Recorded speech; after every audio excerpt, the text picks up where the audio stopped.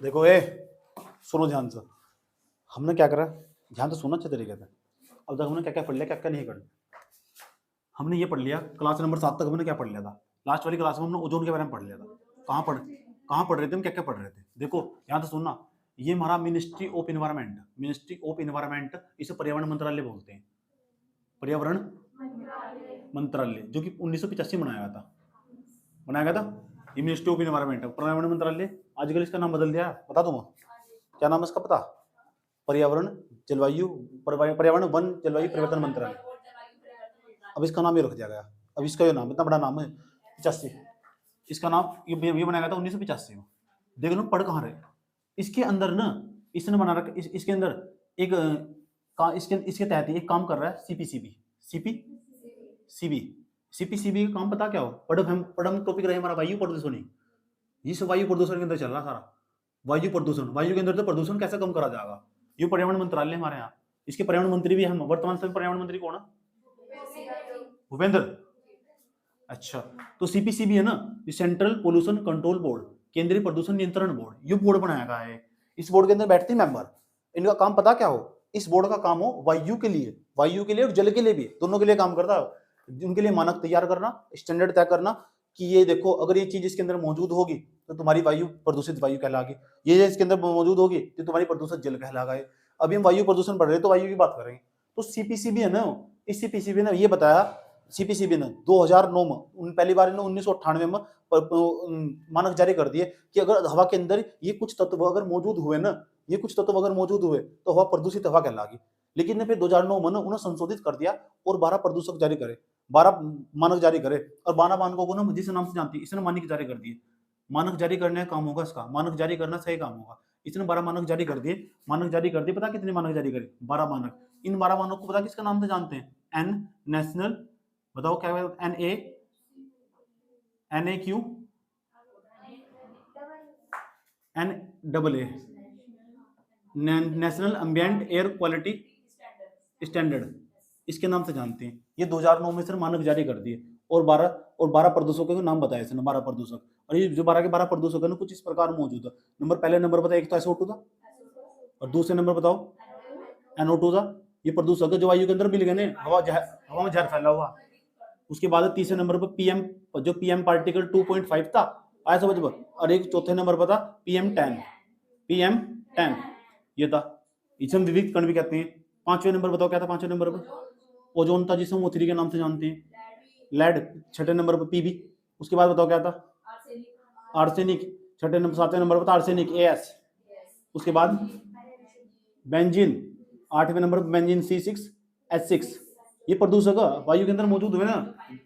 उसके बाद 9वें नंबर का बेंजोपाइरिन, ये था। तो उसके बाद 10वें नंबर का निकिल NI। 11वें नंबर का बताओ कौन सा था? Carbon monoxide. उसके बाद एक और था 12वें नंबर का, बताओ देख लो। CO2 नहीं होने का इसके अंदर, चेक करो। कार्बन मोनोऑक्साइड हो चुका, और चेक करो NH3 अमोनिया। अगर हवा के अंदर ये 12 तत्व मौजूद हुए ना, देखो पर्यावरण मंत्रालय के अंदर सीपीसीबी आता। सीपीसीबी ना देखो वायु अधिनियम 1981 के तहत काम करता। वायु अधिनियम हमारा, उसका नाम क्या था वायु अधिनियम का, जो मैंने तुम बताया था? वायु प्रदूषण निवारण नियंत्रण अधिनियम 1981 यही था। तो उसके तहत ये बनाया गया था जो सीपीसीबी है ना, सीपीसीबी के तहत इस शक्ति, उस अधिनियम के तहत इस सीपीसीबी को शक्ति सौंप दी गई थी, तुम वायु के लिए ना मानक तैयार करो, स्टैंडर्ड तैयार करो, मानक तैयार करो। वे मानक जो तुम तैयार करोगे ना, इन मानक तैयार कर दे 2009 में। पहली बार 1998 में जारी करते हैं, अब 2009 में जारी कर देगा, संशोधित करके इन्होंने कहा अगर हवा के अंदर ये 12 तत्व मौजूद हुए ना, तो हवा जहरीली हवा कहलागी और वह खराब हवा कहलागी। समझ में आया बात? है इसने जारी कर दिए हैं, हमने एक एक करके पढ़ लिया। SO2 के बारे में पढ़ लिया, जहां तो कैसे सवाल निकाल लगा। NO2 के बारे में पढ़ लिया हमने। PM2.5 क्या हो? खतरनाक कण हुए हवा में झूलते हुए कण। PM10 से पढ़ लिया हमने। ओजोन पढ़ लिया लास्ट वाली क्लास में हमने। PB के बारे में पढ़ लिया। आर्सेनिक के बारे में बताने की जरूरत नहीं है, अगर उसके अंदर मिलेगा ना, क्या कहते हैं, जल के अंदर मिलेगा तो कठिनाई पैदा कर देगा। आर्सेनिक बड़ा खतरनाक तत्व है। आर्सेनिक समझ में, कठिनाई दम घोटने वाला तत्व हो जो आर्सेनिक हो। ठीक, निकोजन तत्व बोलने से निकोजन। उसके बाद जो बेंजीन, ये जो फिनोल फानॉल पाए जाने हैं, फिनोल कीटनाशक दवाई हो, उसके अंदर जो हवा पर छिड़काव, हवा उसमें छिड़काव प्रेशर वाली चीजें दवाई करते हैं उनके अंदर पाया जाता है। उसके बेंजोपायरेन भी ऐसा ही है, आया समझ में, बेंजोपायरेन भी ऐसा ही है। अगर हवा के अंदर इनकी मात्रा बढ़ गई ना तो गई हवा, और हम क्यों नहीं पढ़ रहे, और हमारे पास ना किसी को मापने की तकनीक ही नहीं है।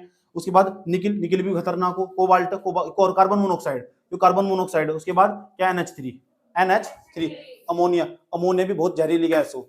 अमोनिया के बारे में बताने की जरूरत नहीं है, अमोनिया बहुत जहरीली गैस हो। देखो जो अमोनिया कहाँ से निकलती है, अमोनिया के बारे में एक बात, थोड़ी छोटी बातें जान लो। जो NH3 है ना, जितना हम भोजन खाते हैं, आज समझ, जो मनुष्य है ना, उसके अंदर अमोनिया की मात्रा जब मूत्र के द्वारा उत्सर्जित हो जाती है, ठीक, जब टॉयलेट के द्वारा जैसे बाहर निकल जाएगी, वह नदी नालों में जाके जल स्तर, जल के अंदर जाके तो वहां से पहुंच जाएगी, जलीय स्तर को प्रभावित करेगी अमोनिया, इतनी खतरनाक हो। और वहां से वाष्प बनकर वह उड़ भी जाती है, अगर हवा के अंदर मौजूद हुई वह, तब भी वह जहर का काम करती है अमोनिया। समझ में आया बात? या तो बड़ी जहरीली गैस हो अमोनिया, अमोनिया। और अमोनिया कहाँ देखो, अमोनिया और कहाँ मिलेगी तुम, अमोनिया मिलेगी जैसे तुम फ्रिज खोलते हैं ना, उसके अंदर जो प्रशीतक की उपयोग होती है, उसके अंदर जो एसी भरी हुई है ना, उसके अंदर अमोनिया यूज हो। समझ में आया बात? या परकुलेंट जिसे बोलते हैं, NH3 परकुलेंट का मतलब जो शीतलक पदार्थ हो, जहाँ ठंडी चीजें होंगी ना, जहाँ बर्फ जमाई होगी, वहां पक्का वाता अमोनिया का प्रयोग करा होगा। और अमोनिया फिर वहां तक निकलेगी, समझ नहीं, लीकेज होगी अमोनिया, वहां तक लीकेज हुई तो हवा में जाएगी, हवा में जाएगी तो नुकसान पहुंचाएगी, तुम्हारे तंत्रिका तंत्र को प्रभावित करेगी। समझ में आई बात? ये भी जहरीली गैस है। लेकिन हम ना, जितने मैंने तुम्हें पढ़ाया इतने पढ़ लेने बहुत बेनिफिट होंगे तुम्हारे लिए। ये प्रदूषक अगर वायु के अंदर मौजूद होंगे तो ये समझ जाओ जहरीली हवा कहलाएगी। ये जो प्रदूषक थे ये जारी कर रहे थे किसने, ये इन मानक जिस नाम से जानते हैं उसका नाम है NAAQS, national ambient air quality standards, राष्ट्रीय परिवेशी वायु गुणवत्ता मानक, राष्ट्रीय परिवेशी वायु गुणवत्ता मानक। हिंदी में नाम याद नहीं करो मारे जाओगे। कब जारी करे थे? 2009 में। इससे पहले कब? 1998 में। किसने जारी करे? CPCB ने, सेंट्रल पोल्यूशन कंट्रोल बोर्ड। बार बार बोल लेते, इनका नाम याद होंगे, केंद्रीय प्रदूषण नियंत्रण बोर्ड। सबके बारे में पढ़ना जरूरी नहीं, वो हमने सारे पढ़ लिए जहां तक पेपर में सवाल पूछा हुआ। SO2 का सवाल पूछा हुआ, NO2 का सवाल पूछा हुआ, PM2.5 का सवाल पूछा हुआ, PM10 का सवाल पूछा, 2022 में पूछा था दोनों के सवाल ही। O3 का पक्का सवाल पूछा हुआ, जो उन पर लेड पर सवाल पूछा हुआ, यहाँ तो सवाल पूछा हुआ सब मैंने बता दिया तुम्हें। और सवाल कहाँ पूछेगा? PT के स्तर पर, जो पीरी का टेस्ट होगा उसके अंदर पूछेगा सवाल, यहाँ से ज्यादातर उसके सवाल पूछे जाते हैं यहाँ से। मेंस में कौन सी लाइन काम की होगी तुम्हें बता दूंगा, साथ साथ बता चलूंगा। मेंस के तो आंसर राइटिंग की प्रैक्टिस साथ साथ करा चलूंगा मैं। समझ बात है? पर्यावरण के क्वेश्चन को झेलना इतना आसान बात नहीं है, बच्चे छोड़ भाग गए क्योंकि लेवल ही नहीं है वहां तक का उसका। समझ बात है? एक भी टीचर उठा लेना सर सीधा PPT पे चला जा, PPT जगह भाड़ में। बताओ, मैंने कहा था तुम्हें टैब लेके आ करो, यहाँ टैब हो, मोबाइल फोन हो, उसमें अच्छी पढ़ाई होगी। क्योंकि जो ये हो ना, एकमात्र ऐसा सिलेबस है जो किसी किताब में छपाई नहीं होता, इसे निकालने के लिए बहुत मेहनत करनी पड़ती है। तो ध्यान से सुनो अच्छे तरीके से। आ जाओ चलो, आज हम क्या समझने वाले, कुछ ऐसे प्रदूषक जो इसकी गाइडलाइन इसके अंदर नहीं है, मौजूद है। CPCB ने उस गाइडलाइंस नहीं जारी करी।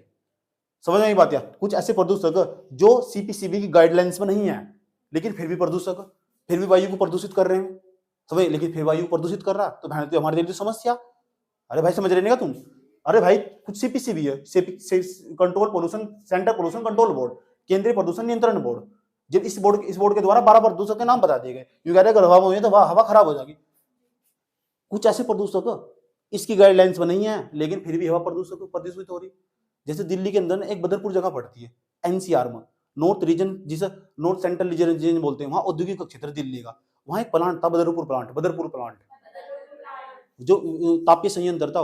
जहां वहां कोयले को जला जाता था ना, तो वहां तो निकलती थी राख, उसकी चिमनियों तो राख निकलती थी, चिमनियों में। और वो जो राख थी ना, उसमें उड्डयन राख कहते थे, उड्डयन राख, इंग्लिश में कहते हैं फ्लाई एश। और वह सारे में आसपास के 10 किलोमीटर तक के एरिया को सारे हवा में वह राख घूमती रहती थी, PM पार्टिकल काम करती थी, नाक में जाती थी, आंखों में जाती थी, नुकसान पहुंचाती थी। और ऐसे ऐसे प्लांट देश के अंदर कई जगह लगे थे। बात पता चली सुप्रीम कोर्ट को, किस सुप्रीम कोर्ट को, कि हमारे जीने का उल्लंघन हो रहा है। ठीक, और ये तो 12 प्रदूषकों में भी नहीं है, किस पर आरोप लगे, इसके खिलाफ कुछ ऑर्डर ले लो। सुप्रीम कोर्ट ने स्वतः संज्ञान लिया। ऐसे समझ में, जज साहब जा रहे होंगे, कहीं से गुजर रहे होंगे, हो जाता है, स्वतः संज्ञान लिया। और बदरपुर जो प्लांट था 40 सालों चल रहा था, बदरपुर दिल्ली के अंदर, सर्च कर देखना, उसे बंद करने का आदेश दीजिए। अगर बंद कर दो, बहुत पुराना हो चुका, बहुत राख निकालता है। उसने कहा सर ऐसे ऐसे प्लांट तो भारत के अंदर और भी कहीं होंगे। हाँ होंगे, नुकसान पहुंचाते हैं बड़ी मात्रा में, धूल मिट्टी का नसिकाओं में प्रवेश करते हुए, जो नाक के अंदर, कान के अंदर, आंख के अंदर जो फिल्टर लगे हुए हो ना, ये भी यहाँ काम नहीं कर पाते।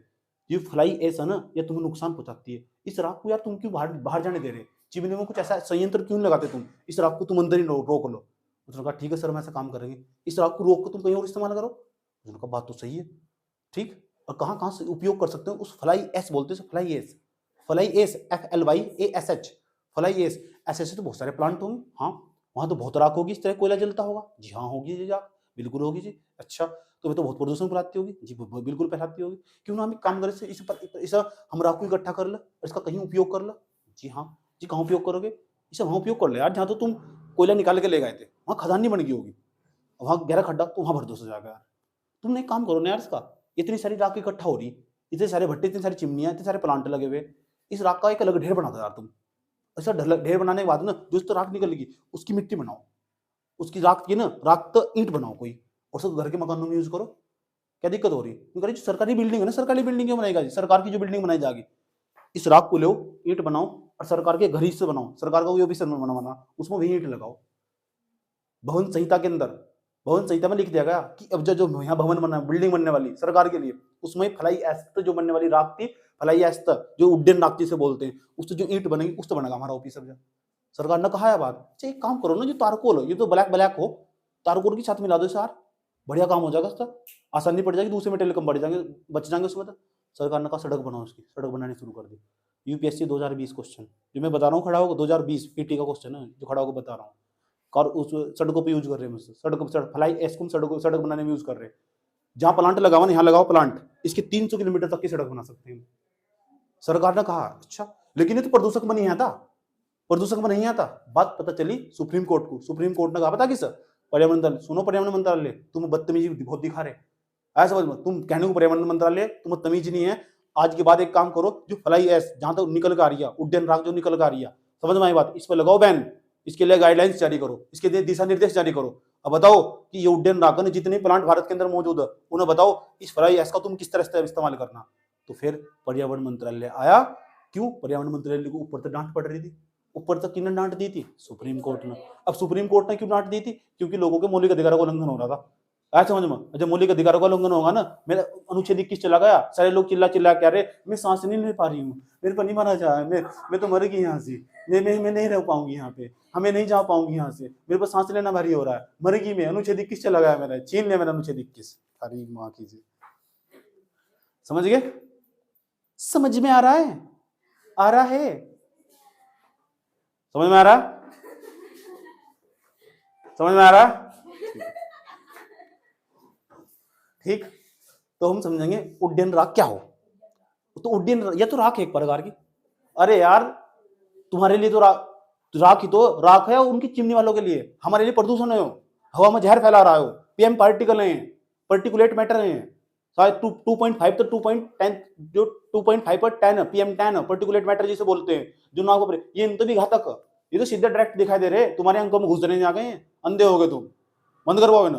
गए पर्यावरण मंत्रालय के पास, मिनिस्ट्री ऑफ इन्वायरमेंट, ये रहा मिनिस्ट्री ऑफ इन्वायरमेंट, इसने कर दी दिशा निर्देश जारी, दिशा निर्देश, जो दिशा निर्देश जारी कर दिए,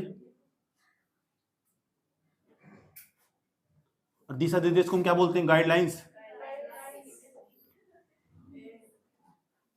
गाइडलाइंस जारी कर दी। कोई दिक्कत यहां तक? इतनी बात समझ में नहीं आई? तो जब इसे यहां तक गाइडलाइंस जारी कर दी, जो दिशा निर्देश जारी कर दिए, किसने जारी कर दिए? पर्यावरण मंत्रालय ने। पर्यावरण मंत्रालय ने जो दिशा निर्देश जारी कर दिए, उसमें अच्छा किसके लिए जारी करे, पहले तो समझ लो, फ्लाई एश के लिए। फ्लाई एश इसे हिंदी में कहते हैं, पहले हिंदी में लिख दो, फ्लाई एश, फ्लाई एश इसे बोलते हैं उड्डयन राख, उड्डयन। और मैं पहले तुम सलाह दे रहा हूं, तुम गूगल का उपयोग करोगे, गूगल पर डाल लोगे फ्लाई एश उड्डयन राख और यूपीएससी हिंदी ऐसा डाल लोगे, वहां तक डाटा निकाल लोगे, सब समझ में पढ़ोगे, और जो भी अच्छा पॉइंट लगा ना उसे निकाल के लिखोगे, ऐसा नोट्स तैयार हो, स्वयं के जज बनना सीखो खुद ही। समझ में आया बात यार? और फिर जाओ आज ही देखो फ्लाई एश का क्या क्वेश्चन आया हुआ, क्या सवाल पूछा उसने, समझ आई बात है? जो जो तुम्हारे लिए समस्या ना, वो सरकार के लिए बेनिफिट साबित होगा यार, रोड बना दी उस पर। समझ में आया बात है? इन्होंने तुम्हारे तेरे उड्डयन रखा, तो सरकार ने ना, जो मिनिस्ट्री ऑफ एनवायरमेंट था, हमारा पर्यावरण मंत्रालय था, पर्यावरण मंत्रालय ने उड्डयन राख को लेकर दिशा निर्देश जारी कर दिए, और दिशा निर्देश का मतलब गाइडलाइंस हो, और उस गाइडलाइंस को भारत के अंदर जितने भी प्लांट होंगे और जहां तक भी उड्डयन राख निकलती होगी, और कहा प्लांट को, सुनो ध्यान से सुन लेना, अब अच्छे तरीके से जो हम बता रहे वो फॉलो करना होगा। उड्डयन राख ना, जो उड्डयन राख, इसके लिए तुम ये करना होगा बेटा। अब क्या करना होगा बताते हैं। उन्होंने पूछा उड्डयन राख हो क्या है, ऐसे समझो। तो पहली बात तो ये उड्डयन राख किसे कहते हैं, तो तुमसे पूछने लगा उड्डयन राख हो क्या है। तो जो हमारा जो चिमनियां हो ना, उनके अंदर जो कोयला जलाता उससे जो निकलने वाली राख हो, चिमनियां हो, प्लांट हो, थर्मल पावर प्लांट हो जहां बिजली बनाई जा, कोयले का उपयोग कर उनकी चिमनियों में जो राख निकलती है उसे उड्डयन राख कहते हैं। उड्डयन राख तुम चाहे तो इसे लिख सकते हो। अब मैंने तुम बताते गूगल का उपयोग करोगे उड्डयन राख क्या हो, फ्लाई एश हिंदी में लिख रखा था फ्लाई एश, 2018-2020 का क्वेश्चन है। ऐसे हो जाओ, मेरा गलत हुआ था ठीक, मतलब ठोकर खाई ना। इतनी बात बताओ, तो जो जले हुए कोयले से जो राख बनती है उसे क्या बोलते हैं, उड्डयन राख। कोयला जल चुका, राख बन चुका, उसकी जो राख होगी उसे क्या बोलते हैं, उड्डयन राख। मतलब राख ऐसी यार उड़ जावा, और उड़ जाएगी तो वायु प्रदूषित कर देगी, तो कुछ तो करना पड़ेगा। किसने करा काम, पर्यावरण मंत्रालय ने। क्या करती, दिशा निर्देश, और दिशा निर्देश जारी करने के बाद पता क्या कहा गया, यूं कहा गया, सुनो ये रहा विद्युत संयंत्र, विद्युत संयंत्र।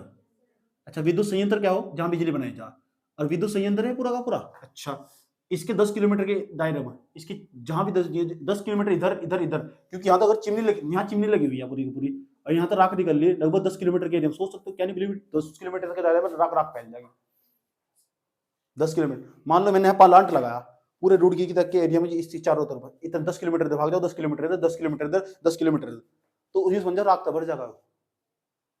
समझ गए, इतना बुरा हाल हो जाएगा। ऐसी राख को इसे बोला फ्लाई एश। तो सारे दिल्ली के अंदर बदरपुर का प्लांट, बदरपुर पावर प्लांट बंद करना पड़ा, 40 सालों तक वही चल रहा था, खराब राख निकाल रहा था, उसके अंदर तकनीकी नहीं लगी थी, सारे में 10 किलोमीटर के एरिया का नुकसान कर रहा था। और 10 किलोमीटर के एरिया में कितने लोग रहते होंगे, उन्हें कितनी घातक घातक बीमारियां हुई होगी, सोच सकते हो तुम। समझ में आई बात है, ठीक। तो इसलिए काम करना पड़ा है। तो जो समस्या खड़ी, जो समस्या होगी ना, वो यूपीएससी का सवाल है। जहां समस्या वो समाधान पूछा तुमसे, क्या करूं, आया समझ में, उस समस्या को तुम समाधान करना। पहले प्रॉब्लम को देखना है क्या चीज, हर चीज को ना दुनिया उड़ते उड़ते करते चलेगी, एक एक वर्ड को क्लियर करके चलना अभी तक। तो विद्युत संयंत्र था लगभग 10 किलोमीटर के एरिया में, कितने 10 किलोमीटर के एरिया में यह राख पाई जाती है। बताओ आसपास का जो क्षेत्र, इसे हम फ्लाई एश जोन कहते हैं। अच्छा 10 किलोमीटर के आसपास जहां विद्युत संयंत्र लगा हुआ, इसके आसपास का जो क्षेत्र है ना, जोन का मतलब क्षेत्र हो 10 किलोमीटर, जहां संयंत्र लगा हुआ उसके आसपास का जो क्षेत्र हो 10 किलोमीटर के एरिया, उसे बोलते हैं फ्लाई एश जोन।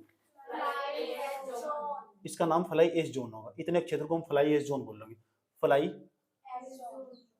एश जोन, जोन का मतलब क्षेत्र, फ्लाई एश जोन, उड्डयन राख वाला क्षेत्र।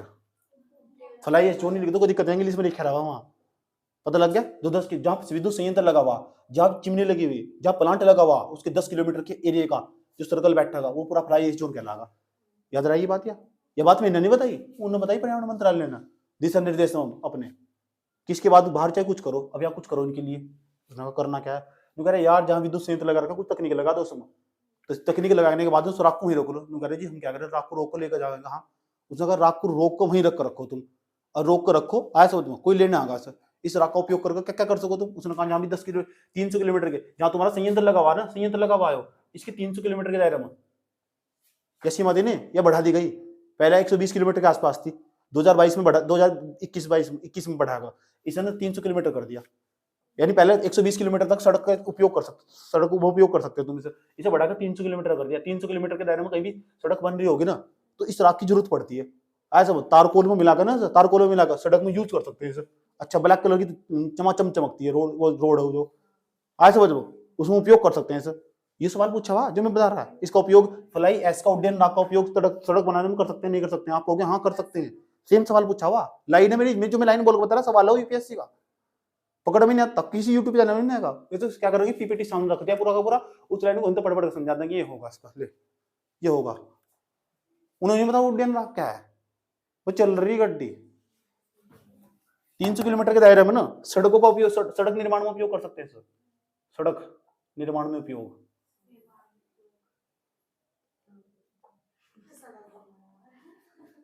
आया समझ में, कोई दिक्कत यहां तक। और देखो कहां कहां इसका उपयोग कर सकते हो तुम। अच्छा इसी खास बात हो, जो फ्लाई एश जोन है ना, यहाँ राख उड़ रही होगी, इससे वायु तो खराब होगी, जल भी खराब हो जाता, आसपास का जल के अंदर जा गया, जब बैठ गया तो उसकी गुणवत्ता कमजोर कर देगी। उसके अंदर ना रेडिएशन तत्व आ जाएंगे, जो रेडिएशन तत्व आ जाएंगे ना भी तुम्हारे अंदर जाएंगे, तुम जल को पियोगे तो तुम तब भी नुकसान पहुंचेगा। जो फ्लाई जो है ना, जो उड्डयन राख है फ्लाई एस, या वायु की नहीं खराब कर रही, जल को भी खराब कर रही है यार। आया समझ में? ठीक, इतनी बात बता दो, मुझे समझ में आई नहीं आई? तो पर्यावरण मंत्रालय ने क्या जारी कर दी? गाइडलाइंस। और गाइडलाइन जारी करनी, अब पता क्या कहा? इसका कुछ करो यार, ऐसे नहीं माननी तो बहुत घातक। आया समझ में? अब सुनो, पता क्या कहा? पर्यावरण मंत्रालय ने एक तो आज के बाद 10 किलोमीटर, ये तो बता दिया फ्लाई एस जोन बोल लेंगे सर, ये बता दिया 300 किलोमीटर के। अब नहीं बता, अब तुम इस राख का करोगे क्या? तो राख का करोगे क्या? तो इनका जो एनटीपीसी है, NTPC, national thermal power corporation company है, इसने fly ash, FLY fly ASH उसको दिखाता प्ले स्टोर पर, तुम ऐप बना दिया, पूरा एक ऐप बना दिया। और उस ऐप पर पता क्या कहा? जितने भारत के अंदर थर्मल पावर प्लांट है, जो विद्युत संयंत्र लगे हुए, जो राख निकालते हैं, सब इस पर रजिस्टर्ड हो जाओ। और जिसके पास भी राख है ना, हाँ बता दो कितने कितनी तुम्हारे पास राख पड़ी है। ऑनलाइन डाटा दिखता रहेगा, इतनी राख, इतने ट्रले राख पड़ी मेरे पास। और जहां जहां भी तुम्हें दिख रहा है ना राख पड़ी हुई, और 300 किलोमीटर के दायरे में कहीं रोड बननी, तो इस पोर्टल पर जाकर संपर्क करो, और वहां तो नजदीकी जो प्लांट लगा हुआ उस तो राख ले लो और आराम से इस्तेमाल करो। समझ गए? फ्लाई एस का दिखाऊंगा इसका पोर्टल कैसा, देख भी लो फिर वो कहते हैं।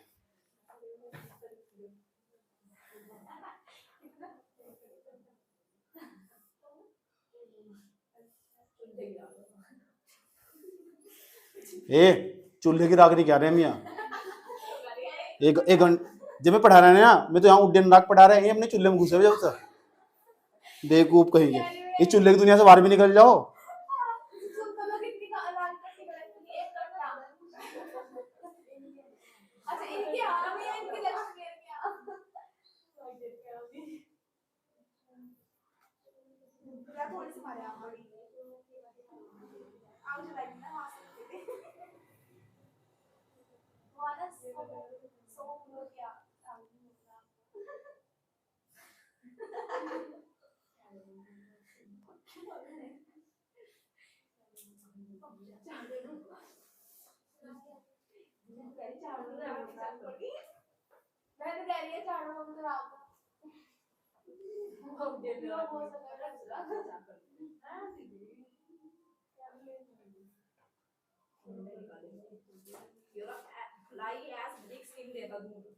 ये देखो एस बुकिंग पोर्टल बना रखा पूरा का पूरा, सिर्फ एनटीपीसी ने बना रखा। जहाँ एनटीपीसी आ जाएगा ना उसमें समझ लो वो पूरा का पूरा पोर्टल उसका ही है, फ्लाई एस वाला जो एनटीपीसी ने बना रखा है।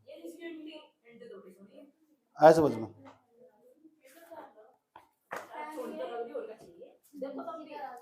दिखाओ दिखाओ दिखाओ, इधर दिखाओ।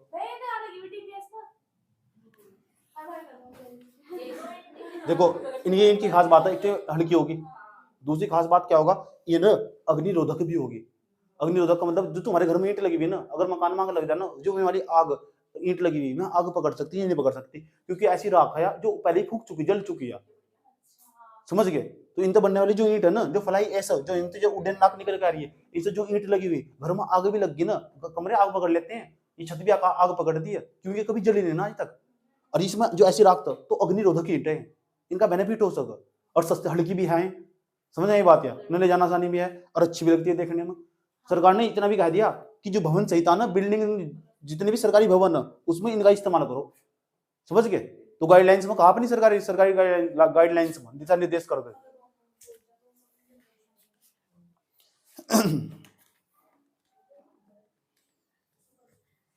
तो पहला पॉइंट तो पता लग गया तुम्हें। देखो इसका उपयोग कहां कहां होगा इसका। 300 किलोमीटर के दायरे में कहीं रोड बना रहे होंगे क्या, क्षेत्र में सड़क बनाने में, और दूसरे नंबर पर देखो ठीक, जितने ईंट बनाने में, ईंटों का निर्माण करने में, और जो इसकी ईंट होगी ना अग्निरोधक ईंट होगी,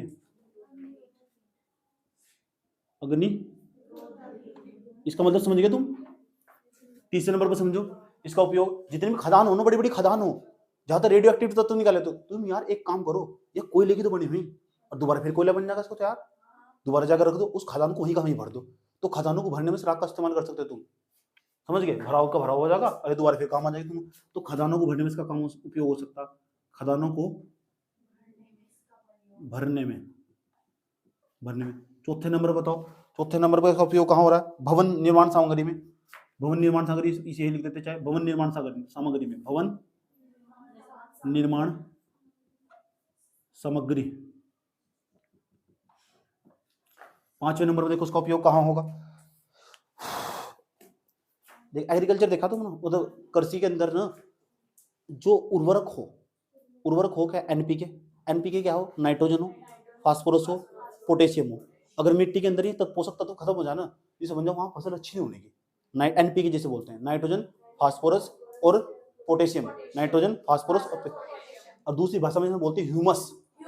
अगर मिट्टी के अंदर ह्यूमस की मात्रा कमजोर हो जाए ना तो समस्या खड़ी हो जाएगी, उर्वरक खत्म हो जाए उसके अंदर। भारत में यूरिया डालते हैं, यूरिया डालते हैं, खाद डालते हैं, तब जो उसके अंदर उसकी मिट्टी की उर्वरकता बढ़ाते हैं, तो मिट्टी की उर्वरकता बढ़ जाती है, फिर फसल अच्छी पैदा होती है। तुम कह रहे तुम क्यों डाल रहे हो उस खाद को? छोड़ दो यार सर, इस राख को तुम उठाओ और इस मिट्टी के अंदर मिला दो, तो उसकी उस वाली राख जो तुम बाहर से यूरिया डाल रहे हो ना, वो तो लंबे समय तक खराब कर देगा, ये हमारी मिट्टी को खराब नहीं करने देगा, उसकी उर्वरकता बढ़ा देगा, मिट्टी की उर्वरकता बढ़ा सकता, कृषि के अंदर उपयोग कर सकते हैं। तो बढ़िया बात है यार, ऐसा मैं नहीं कह रहा, ऐसे पर्यावरण मंत्रालय ने खुद कहा, अपनी गाइडलाइंस में दिशा निर्देश जारी करेगा। और यूपीएससी ने यही सवाल पूछा, पता क्या पूछा? फलाई एस का उपयोग निम्नलिखित में से कहां किया जा सकता है? और 4-5 ऑप्शन दे रखे थे इसके, और 4-5 चॉइस सही थे, देख लिए कौन कौन सा सही था, कौन कौन सा नहीं था। फलाई एस का उपयोग कहां कर सकते हैं?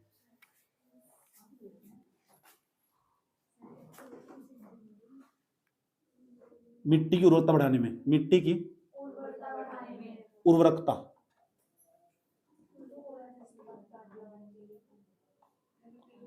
मिट्टी की उर्वरकता बढ़ाने में, ठीक। तो उर्वरकता बढ़ जाएगी तो उत्पादकता बढ़ जाएगी, और उत्पादकता बढ़ जाएगी उत्पादन बढ़ जाएगा, और उत्पादन का तो खेल ही सारा इकोनॉमिक्स में। इतनी बात बता दो, समझ में नहीं आए। एक पोर्टल बनाएगा एनटीपीसी के द्वारा, एक पोर्टल ही बनाएगा, पोर्टल का मतलब आप ऑनलाइन देख सकते हैं जाकर कि कहां कहां राख पड़ी हुई।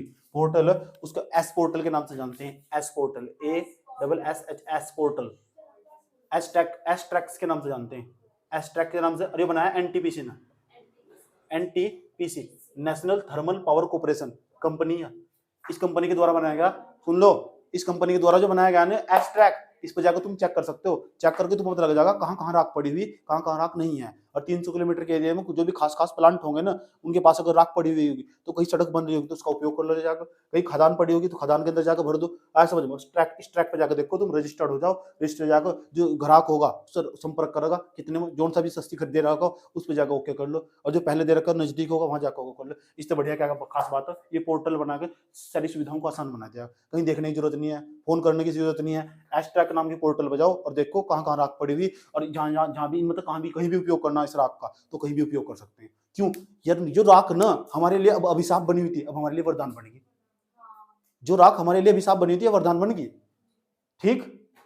अब ऐसी उसमें क्या क्या करो, जो निबंध के क्वेश्चन हो उसमें ऐसे फिलोसॉफी के लिए पूछो कि यह चीज हमारे लिए, कोई चीज हमारे लिए अभिशाप हो, वो अब वरदान कैसे बन जा, तो इसमें भी यह बात यूज कर दो, क्या दिक्कत हो रही है? ये हमारे लिए अभिशाप था, हमने वरदान बन गया हमारे लिए, बनने का। जो फलाई एस थी जो तुम्हारे लिए सिर में दर्द करी थी, अब वरदान बन गई तुम्हारे लिए। पोर्टल तक का बना के दे दिया, एस पोर्टल तक का, एस्ट्रैक्ट तक का नाम एनटीपीसी के द्वारा बनाया गया, नेशनल थर्मल पावर कॉर्पोरेशन। आया समझ में? इतनी बात बता दो, मुझे समझ में नहीं आई। यूपीएससी किसका मतलब नु पूछे फलाई ऐसा क्या करूं, नु पूछे फलाई ऐसा क्या करूं, नु पूछता है फलाई ऐसा क्या हो फलाना, ना इनसे पूछने का, नु पूछा क्या करूं उसका, करूं क्या इसका। यार दुनिया में 10 किलोमीटर के दायरे का नाश कर दिया, यहाँ लगा तुम्हारा विद्युत संयंत्र, और 10 किलोमीटर की ऐसी तैसी करोगा मार दी इसने, किसी के नाक में घुसरी, किसी के मुंह में घुसरी, और किसी पता नहीं कहाँ कहाँ घुसरी जाएगा। इसे रोको भाई, रोको इसे, आया समझ लो। इसका नाम रख दिया फलाई एस जोन, क्या करूं इसका, क्या करूं इसका। फिर सरकार ने कहा सुनो, 300 किलोमीटर के दायरे में कहीं भी रोड पर नहीं हो ना, उठाओ इसे फलाई एस को लेके जाओ यहाँ से। उसके बाद ईंटों के निर्माण, ईंटें जो बनाई यार इतनी ऐसी, यार तुम्हारे घर में जो ईंट लगी हुई ना, ये जो ईंट जिस दिन तुम्हारे घर में आग लगेगी ना, ऐसे 24 घंटे तुम्हारे घर में आग लगी रहा, लेकिन दूसरे तरीके वाली आग लगेगी। अगर तुम्हारे घर में आग लगेगी ना, एक काम करो, तो ईंटों का इस्तेमाल ना यार, ये ईंट बनाई जाएगी, इस उड्डयन नाक का इस्तेमाल ईंट बनाने में कर लो, और ये ईंट ऐसी होगी, ये अग्निरोधक होगी, आग भी नहीं पकड़ने की अगर आग लगी तो। आए समझ में, आग लगी है बरसा है पानी, शुरू हो रही है प्रेम कहानी। सुनी कहानी, सुनिए सारी है,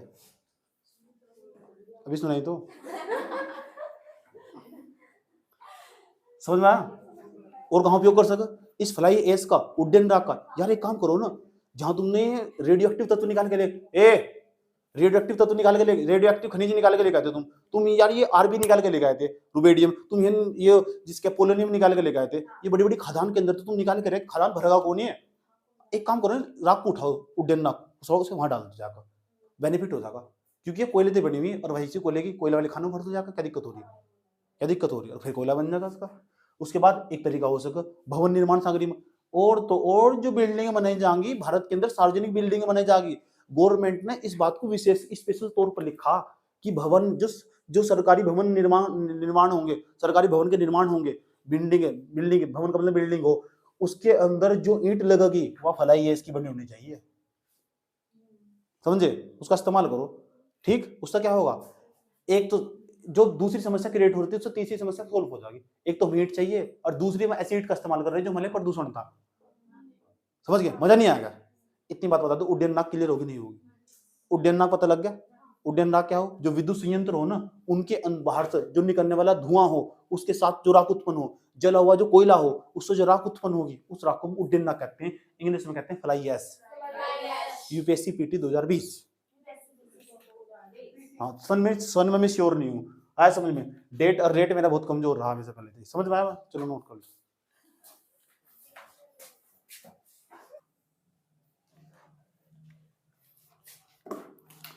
चलो देखो, अब समस्या बता, जितने भी हमारे प्रदूषक थे ना, वे मैंने समाप्त कर लिए। हो सकता है कल, परसों, कभी भी, अगले साल, दूसरे साल, जब तुम पेपर दोगे, वायु प्रदूषण के अंदर अगर कहीं भी सीपीसीबी गाइडलाइन से बदला हुआ, तुम अपने नोट्स में बदलाव कर लोगे। कोई नया प्रदूषक आया, पर्यावरण मंत्रालय ने कहा ये वायु के अंदर प्रदूषण फैला रहा, जिस तरह फ्लाई एश आया, कुछ हो रहा है, तो तुम उसको नजर रखोगे। समझ आई बात है? कहाँ से पढ़ना वो मेरा काम होगा, मैं बताऊंगा कहाँ से पढ़ना हो सब चीजें, ठीक? पर्यावरण मंत्रालय ने गाइडलाइंस जारी करी किसी चीज को लेकर, तुम उसमें ऐड कर लोगे कि पर्यावरण मंत्रालय की जो न्यूज सोर्स पर नजर रखोगे, ये कहाँ से मिलेगी वो मेरा काम होगा, बताऊंगा तुम्हें। जोन से भी सन में तुम पेपर दोगे जब भी। अभी तक के लिए इतना ही, जितनी गाइडलाइंस आई सब बता के चल रहा हूँ मैं साथ साथ में। अब वायु प्रदूषण को टॉपिक उठा रखा है ना, वायु प्रदूषण से संबंधित जहां भी सब सारा खेल वायु प्रदूषण को साफ करने का चल रहा है, ठीक? हम वायु प्रदूषण को पहले समझ रहे, वायु प्रदूषण फैल किस तरह रहा, ठीक? अब हम समझेंगे यार कि जो वायु प्रदूषण है, इसे मापा कैसे जाएगा? हमारे पास या वायु, मेरे पास इतनी वायु, मैं कैसे पता करूँ ये साफ सही है, सही है गलत है? और सरकार कैसे पता करती होगी? बड़ा बड़ा इंटरेस्टिंग काम है ना। तो सरकार ने लगा रखी देश के कोने कोने मशीन, हाँ मशीन यहाँ भी लगा रखी, यहाँ तो है नहीं, हम तो सारे रोड पर भागे फिरते हैं। आया समझ? हरिद्वार में लगी हुई कई कई जगह, पता करेंगे हम। आया समझ? तो इसे ना वायु को कैसे मापते हैं, वायु की गुणवत्ता कैसे मापते हैं, मतलब कैसे मापते हैं कि वायु के अंदर प्रदूषण मौजूद है नहीं है, कैसे मापते हैं कि वायु साफ है नहीं है? पता क्या हुआ, तो हमारे यहाँ ना दो प्रकार के इंडेक्स काम करते हैं। अब ये इंडेक्स क्या होते हैं? इंडेक्स को हिंदी में बोलते हैं सूचकांक। उस सूचकांक में कुछ नंबर दिए जाएंगे। अब ये देखिए गवर्नमेंट ऐसे बजब उस मशीन के अंदर फिट कर दे जाएंगे, जगह जगह देश के अंदर कोने में लगा रखी मशीन, दिल्ली में जगह जगह मशीन लिखी हुई लगी हुई मिलेगी, वे खींचती है हवा को खींचने के अंदर ना, और हवा के अंदर ये 12 के 12 पोषक तत्व मौजूद होंगे। तो सरकार पता क्या कहती है, नहीं अब हमारे पास ऐसी कोई मशीन नहीं है जो 12 के 12 प्रदूषकों को माप सके।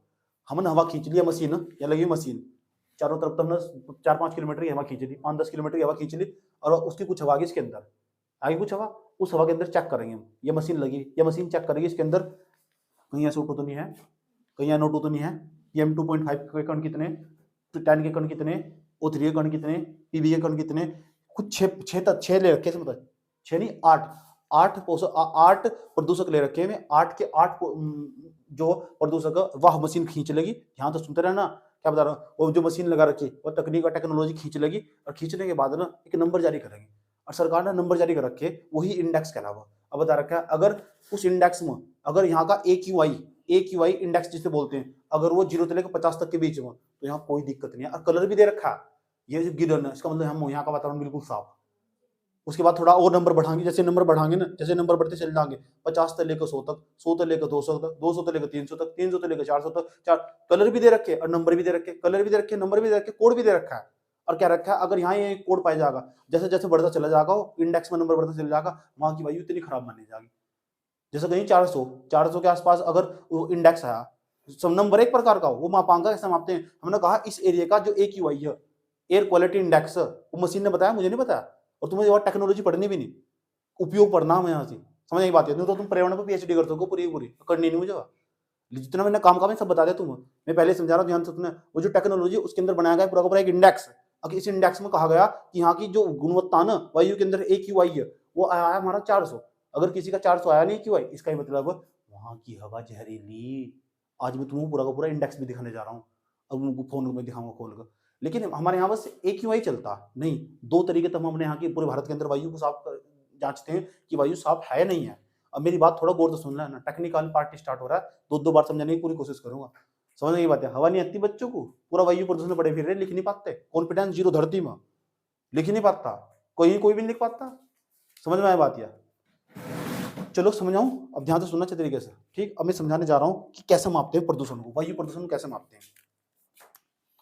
जो वायु प्रदूषण है ना, वायु प्रदूषण जो एयर पोल्यूशन हमारा, उसे कैसे मापते हैं? वायु प्रदूषण कैसे मापते हैं, कैसे मापते हैं? क्योंकि यहां तक सवाल पूछा जाता है। मापते हैं मतलब मेजरमेंट करते हैं। जो एयर पोल्यूशन है उसका मेजरमेंट कैसे करते हैं? तो इसके लिए बनाया गया, तो एक तरफ तो हमारा पर्यावरण मंत्रालय, ministry of environment, ministry of, अब इसका नाम बदल दिया गया मिनिस्ट्री ऑफ, अब इसका नाम पता क्या कर दिया गया? इसका नाम पर्यावरण वन जलवायु परिवर्तन मंत्रालय, अब इसका पूरा बड़ा नाम रख दिया गया। इसका नाम एक तरफ तो भारत जलवायु परिवर्तन मंत्रालय, पर्यावरण वन जलवायु परिवर्तन मंत्रालय। अब दूसरी तरफ हमारे यहाँ एक और मंत्रालय के अंदर मंत्री बैठते हैं। अब मंत्री कौन? जो सरकार के अंदर हो, एक मंत्रालय का एक मंत्री हो, समझ में आया बात? या एक मंत्रालय का एक मंत्री होता, दो मंत्रालयों का एक मंत्री भी हो सकता, तीन मंत्रालयों का एक मंत्री भी हो सकता, समझ में आया बात? ये भी पॉलिटिकल क्वेश्चन है, ठीक? ध्यान से सुनते रहना अच्छे तरीके से। और दूसरी तरफ पर हमारा ministry of earth, ministry of पृथ्वी मंत्रालय, पृथ्वी एवं विज्ञान मंत्रालय, मिनिस्ट्री ऑफ साइंस, पृथ्वी विज्ञान मंत्रालय, इसे बोलते हैं पृथ्वी एवं विज्ञान मंत्रालय। नहीं ऐसा पृथ्वी एवं विज्ञान मंत्रालय के अंदर आएगा चलो लिख देता हूँ मैं हिंदी में पूरा का पूरा, पृथ्वी एवं, ध्यान तो सुनते रहना, बहुत जटिल काम है समझना, अरे एक बार समझ गए दिमाग में उतरने का नहीं। पृथ्वी एवं विज्ञान मंत्रालय, विज्ञान मंत्रालय, तुम पता कर करना इसका मंत्री है कौन? इसका मंत्री तुम्हें बताइए, भूपेंद्र बताया तुमने, अच्छा इसका पता कर करना पृथ्वी एवं विज्ञान मंत्रालय का जो मंत्री कौन है, समझ में आया बात? या कोई ना कोई तो होगा ही। Ministry of earth science, ministry of earth science, ministry of earth, ministry का मतलब मंत्रालय हो, अर्थ साइंस का मतलब पृथ्वी एवं विज्ञान, पृथ्वी एवं विज्ञान मंत्रालय, ये इधर माना ये मंत्रालय। तो एक तरफ तो पर्यावरण मंत्रालय वो बताएगा वायु कैसे साफ होगी, वायु के अंदर कैसे मानेंगे हवा साफ है नहीं है, तो एक तरफ तो ये बताएगा, एक तरफ ये वाला मंत्रालय बता रहा है। इसके द्वारा एक इंडेक्स जारी करा गया, इसने एडवाइस दी, इसके पास तो एक ही महान संस्था, उसका नाम है CPCB, central pollution control board, केंद्रीय प्रदूषण नियंत्रण बोर्ड। इसने पता किसे कहा? मिनिस्ट्री ऑफ इन्वायरमेंट, पर्यावरण मंत्रालय ना, जो पर्यावरण मंत्रालय हमारा, मैं पर्यावरण मंत्रालय लिखूंगा, पर्यावरण मंत्रालय, जो पर्यावरण मंत्रालय ना हमारा मंत्रालय, पर्यावरण मंत्रालय ने सीपीसीबी कहा, केंद्रीय प्रदूषण नियंत्रण बोर्ड, जानते हो इसके बारे में? मैं ऐसा मान के चलता हूँ, पता होगा तुम्हें, केंद्रीय प्रदूषण नियंत्रण बोर्ड। इसे कहा भाई जो हवा, इसे कैसे मापोगे, सही है गलत है? सीपीसीबी ने कहा टेंशन मत लो, मेरे पास सब चीज मौजूद है, मैं बताऊंगा। सीपीसीबी ने कहा मैं ना एक AQI जारी करूंगा। सरकार ने पूछा क्या बीमारी? AQI, पहले लिख तो ले, लिख ले पहले, लिख ले AQI, इसका नाम है एयर क्वालिटी इंडेक्स,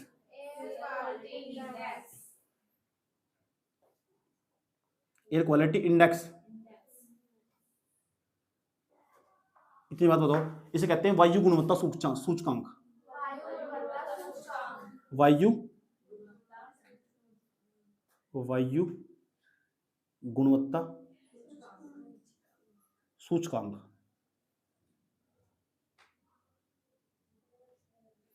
इतनी बात बताओ, समझ में नहीं है, ठीक?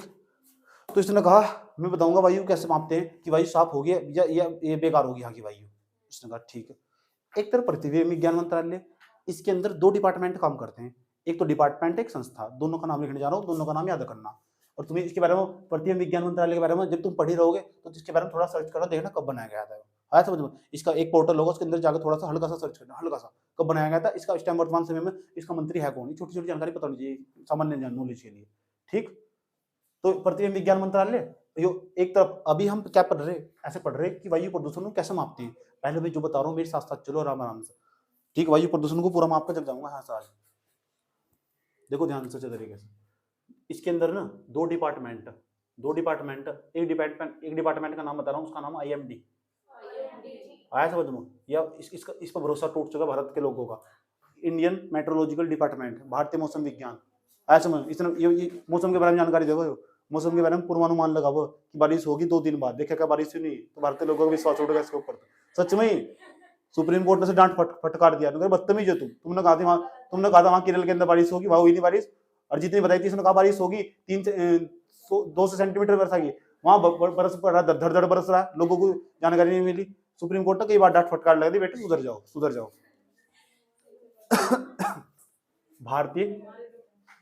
भारतीय मौसम, इंडियन मेट्रोलॉजिकल डिपार्टमेंट, भारतीय मौसम विभाग।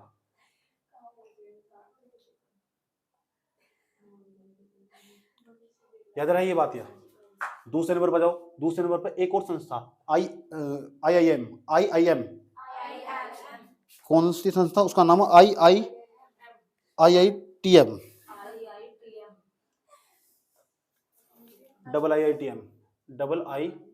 IITM इसे बोलते हैं इंडियन ओपन इंस्टीट्यूट ट्रॉपिकल।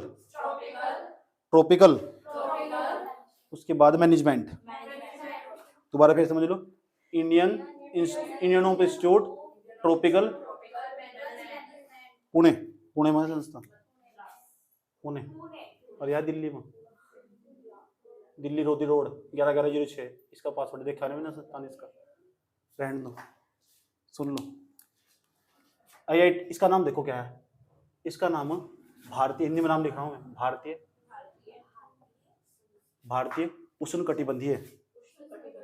उष्णकटिबंधीय मौसम विज्ञान संस्थान। भारतीय बेटे तो याद करना पड़ेगा, उष्णकटिबंधीय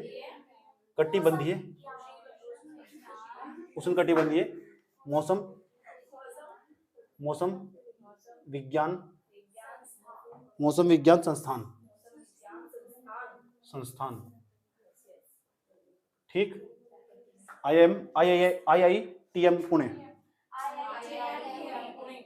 ठीक, तो जो IITM पुणे जो है, इसका नाम है भारतीय उष्णकटिबंधीय मौसम विज्ञान संस्थान पुणे। अच्छा, इसकी खास बात 2018 में सबसे बड़ा कंप्यूटर लगाया है, ये लगा हुआ 2018 में सबसे बड़ा कंप्यूटर, सुपर कंप्यूटर लगाया गया है IIT पुणे में। अच्छा, तो ये दोनों संस्थान में मिलकर एक तो ये डिपार्टमेंट और ये संस्थान, ये डिपार्टमेंट और ये कॉलेज है पूरा का पूरा, ये संस्थान लिखा है, संस्थान कॉलेज है, बच्चे एडमिशन लेते हैं यहाँ।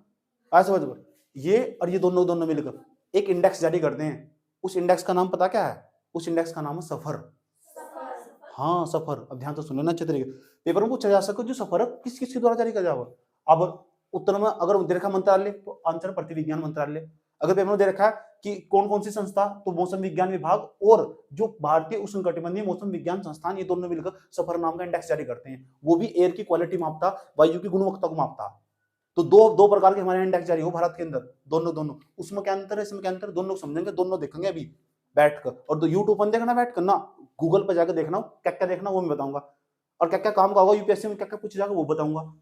बच्चे बच कर भागते हैं, बच्चे मेहनत नहीं करना चाहते, तो फिर पढ़ जाओ 6 साल, क्या दिक्कत हो रही है वहां। एक बार मेहनत करके बैठ जाओ, फिर दिक्कत नहीं होनी, खड़ी नहीं होने की। तो इन दोनों को मिलाकर ना एक इंडेक्स जारी हो, ये दोनों मिलकर इंडेक्स जारी करते हैं, उसका नाम बता रहा हूँ इंडेक्स का। इन दोनों मिलकर एक सूचकांक जारी करते हैं, इन दोनों आया समझ में? इन दोनों संस्थाओं को, उस इंडेक्स का नाम है सफर है, SAFAR, सफर नाम का इंडेक्स। अब तुम सोच रहे हो सफर का नाम क्या है? सफर वो नहीं है हम सफर, आया भूल जाओ हम सफर। यहाँ ये जो सफर दूसरे वाला, इसका मतलब सिस्टम ऑफ एयर फोरकास्टिंग। क्या नाम है इसका? फोरकास्टिंग। उसके बाद फोरकास्टिंग एंड वेदर रिसर्च। दोबारा बताता हूँ उसका सही नाम क्या है, यहां तो सुनते रहे ना। System of air quality, system of air quality and weather forecasting, पूर्वानुमान, फोरकास्टिंग मतलब पूर्वानुमान, एंड रिसर्च, कोई बात नहीं लिख दूंगा, नाम याद हो तो इतना सफर याद रहेगा तब भी काम चल जाएगा, ठीक है। लेकिन अच्छी तैयारी करनी, टाइम पड़ा हुआ तो पूरा नाम याद करना चाहिए, क्योंकि जो सफर हमारे यहाँ जब जारी हो, ठीक, तो सफर इंडेक्स यही तो बतागा, ये सफर नाम का इंडेक्स ये तुम्हें बतागा यहाँ की वायु साफ, इसकी खास बात, और इसकी खास बात क्या हो, मिनिस्ट्री ऑफ एनवायरमेंट के अंदर यानी पर्यावरण मंत्रालय के अंदर, पर्यावरण वन जलवायु परिवर्तन मंत्रालय के अंतर्गत सीपीसीबी केंद्रीय प्रदूषण नियंत्रण बोर्ड, इसके द्वारा AQI जारी हो, समझ जो AQI जारी हो तो उसके अंदर वायु की गुणवत्ता मापी जाती है, इसके अंदर भी वायु गुणवत्ता मापी जाती है, तो फिर दोनों में अंतर क्या है, यू भी वायु की गुणवत्ता मापेगा, यू भी वायु की गुणवत्ता मापेगा, तो फिर इन दोनों में अंतर क्या हो और मापेगा कैसा हो बता दो भाई फिर। तो जो पर्यावरण सीपीसीबी है ना, और ये ये पृथ्वी विज्ञान मंत्रालय, इसके कुछ अलग मानक होंगे, इसके कुछ अलग मानक होंगे, तो दोनों को देखते देखते चलेंगे, इसमें क्या अंतर है, इसमें क्या अंतर है, ठीक। अब इसका पहले मैं सफर का नाम लिखने जा रहा हूँ, समझ में आया बात है। फिर मैं यहाँ इंडेक्स बनाने जा रहा हूँ, इंडेक्स क्या है, कैसे पता करेंगे यहाँ की वायु साफ है, यहाँ की बेकार है, और अभी बिंदु दिखा गए फोन के अंदर खोलकर, ये पूरा पोर्टल सीपीसीबी AQI, जैसे गूगल पर टाइप करोगे ना सीपीसीबी AQI सब कुछ आ जाएगा उसके बारे में, कैसे पता करोगे। लेकिन पहले मैं यहाँ तुम्हें बताऊंगा नोट्स में किस तरह लिखना, और तू ताकि तुम्हें बात लंबे समय तक याद रहा। मेहनत कर रहा हूँ ना, ऐसी तुम्हें मेहनत करनी पड़ेगी, मैंने बहुत मेहनत करी इसके चक्कर में। भारतीय मौसम विज्ञान विभाग, उसके बाद मौसम विभाग और भारतीय उष्णकटिबंधीय मौसम विज्ञान संस्थान, सुनोगे ना, याद रखना। अब जो सफर है ना, सफर का नाम लिखने जा रहा हूँ, सफर का नाम है system of air quality, air QUALITY, quality, system of air quality and weather, WETHER, weather, याद रहा ये बात, या वेदर फोरकास्टिंग, पूर्वानुमान, फोरकास्टिंग, याद रहा फोरकास्टिंग, पूर्वानुमान, एंड रिसर्च, RESURCH, याद रहेगी बात, या रिसर्च, तो रिसर्च। अब इसका नाम हिंदी में लिखने जा रहा हूं मैं, ठीक, हिंदी में नाम लिखना पसंद करोगे, क्या जा रहा है, जब लंबी तैयारी में हो तो लिखो, कोई दिक्कत नहीं है, ऐसे वजह भारतीय तुम लिखो, मैं नाम लिख रहा हूँ उसका नाम बस,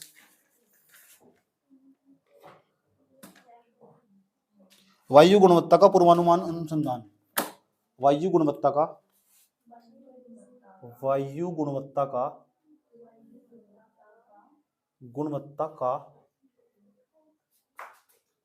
पूर्वानुमान अनुसंधान।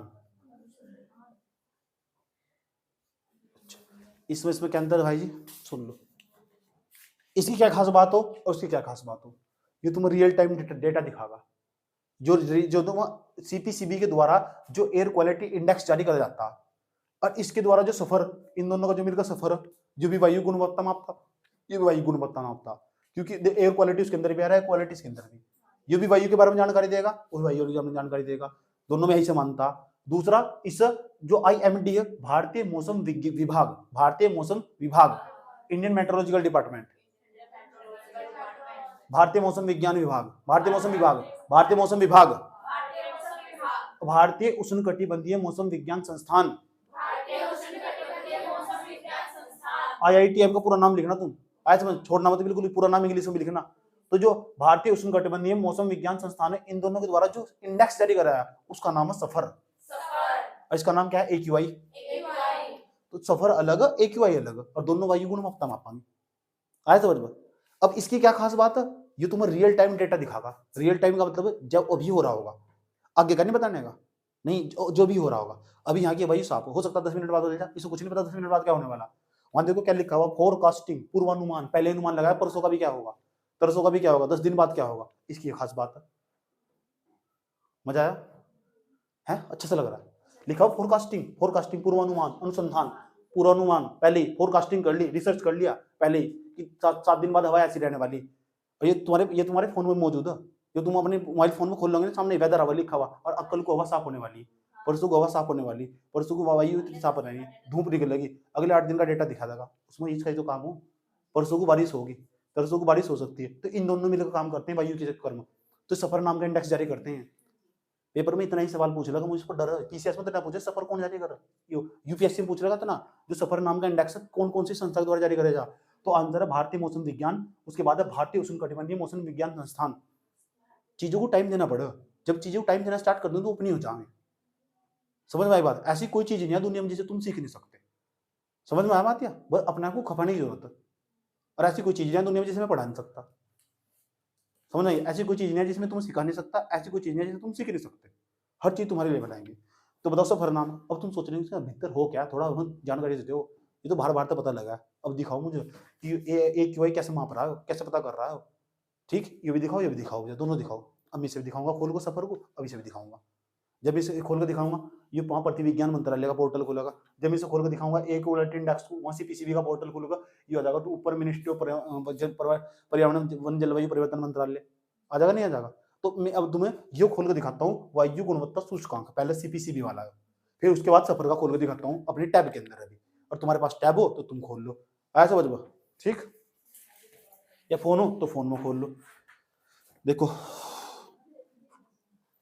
क्या होगा इसके अंदर, इसलिए कहा था जो सीपीसीबी का पोर्टल है ना, सीपीसीबी है, बड़े काम का होगा यार।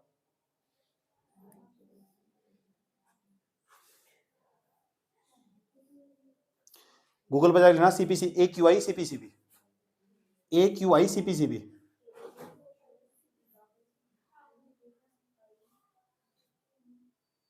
लिख दिया। NAQI तो उसका नाम रख दिया, NAQI रख दिया इसका नाम, NAQI रख दिया इसका नाम। हाँ, इसका नाम NAQI रख दिया इसका नाम। अब नेशनल एयर क्वालिटी इंडेक्स, पूरे राष्ट्र में कहीं भी चलेगा।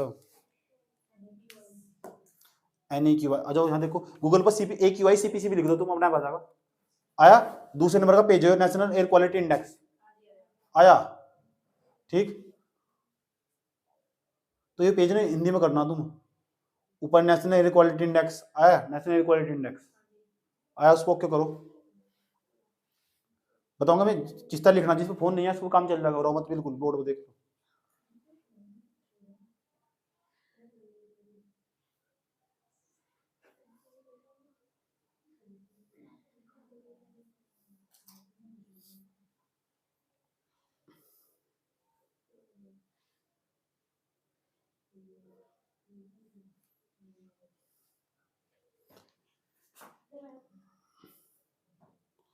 पोर्टल काम क्यों नहीं कर रहा है यार?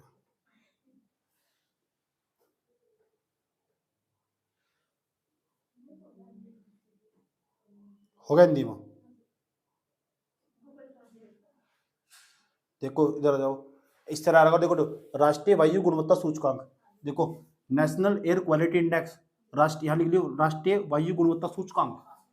ये सूचकांक इंडेक्स हो क्या, ऊपर लिखा है राष्ट्रीय वायु गुणवत्ता सूचकांक, में इस पे ओके कर दिया।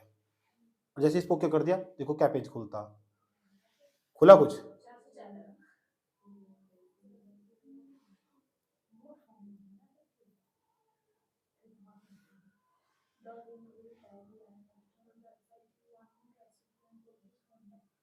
क्या हुआ? अभी खुल नहीं रहा होगा ना पोर्टल, दूसरे वाला पेज खोल सकते हो। देखो इसमें अब मैंने दूसरे वाला पेज खोल दिया है, और दूसरे वाला पेज थोड़ा ध्यान से देखो, अभी तुम्हारे पास आ रहा हूँ। ठीक, अभी मैं बोर्ड पर बना के दिखाऊंगा पूरा का पूरा। हाँ, समझ में आया बात? या इस तरह का पेज खुलेगा, देखो ये लिखा हुआ है, यहाँ समझा रहा हूँ, देखो ऊपर लिखा हुआ एयर क्वालिटी। पहले मैं हड़क हड़क ऊपर तक पढ़ता जाता हूँ, ऊपर तक पढ़कर जाता हूँ, मैं इंग्लिश में पढ़ता हूँ और हिंदी में समझाता हूँ, ध्यान तो सुनना अच्छे तरीके से। ऊपर लिखा about national air quality index, नुगरा यू कह रहा हिंदी में, नुगरा वायु राष्ट्रीय वायु गुणवत्ता सूचकांक के बारे में देख ले, आँख खोल कर, समझ में आया बात? ठीक है।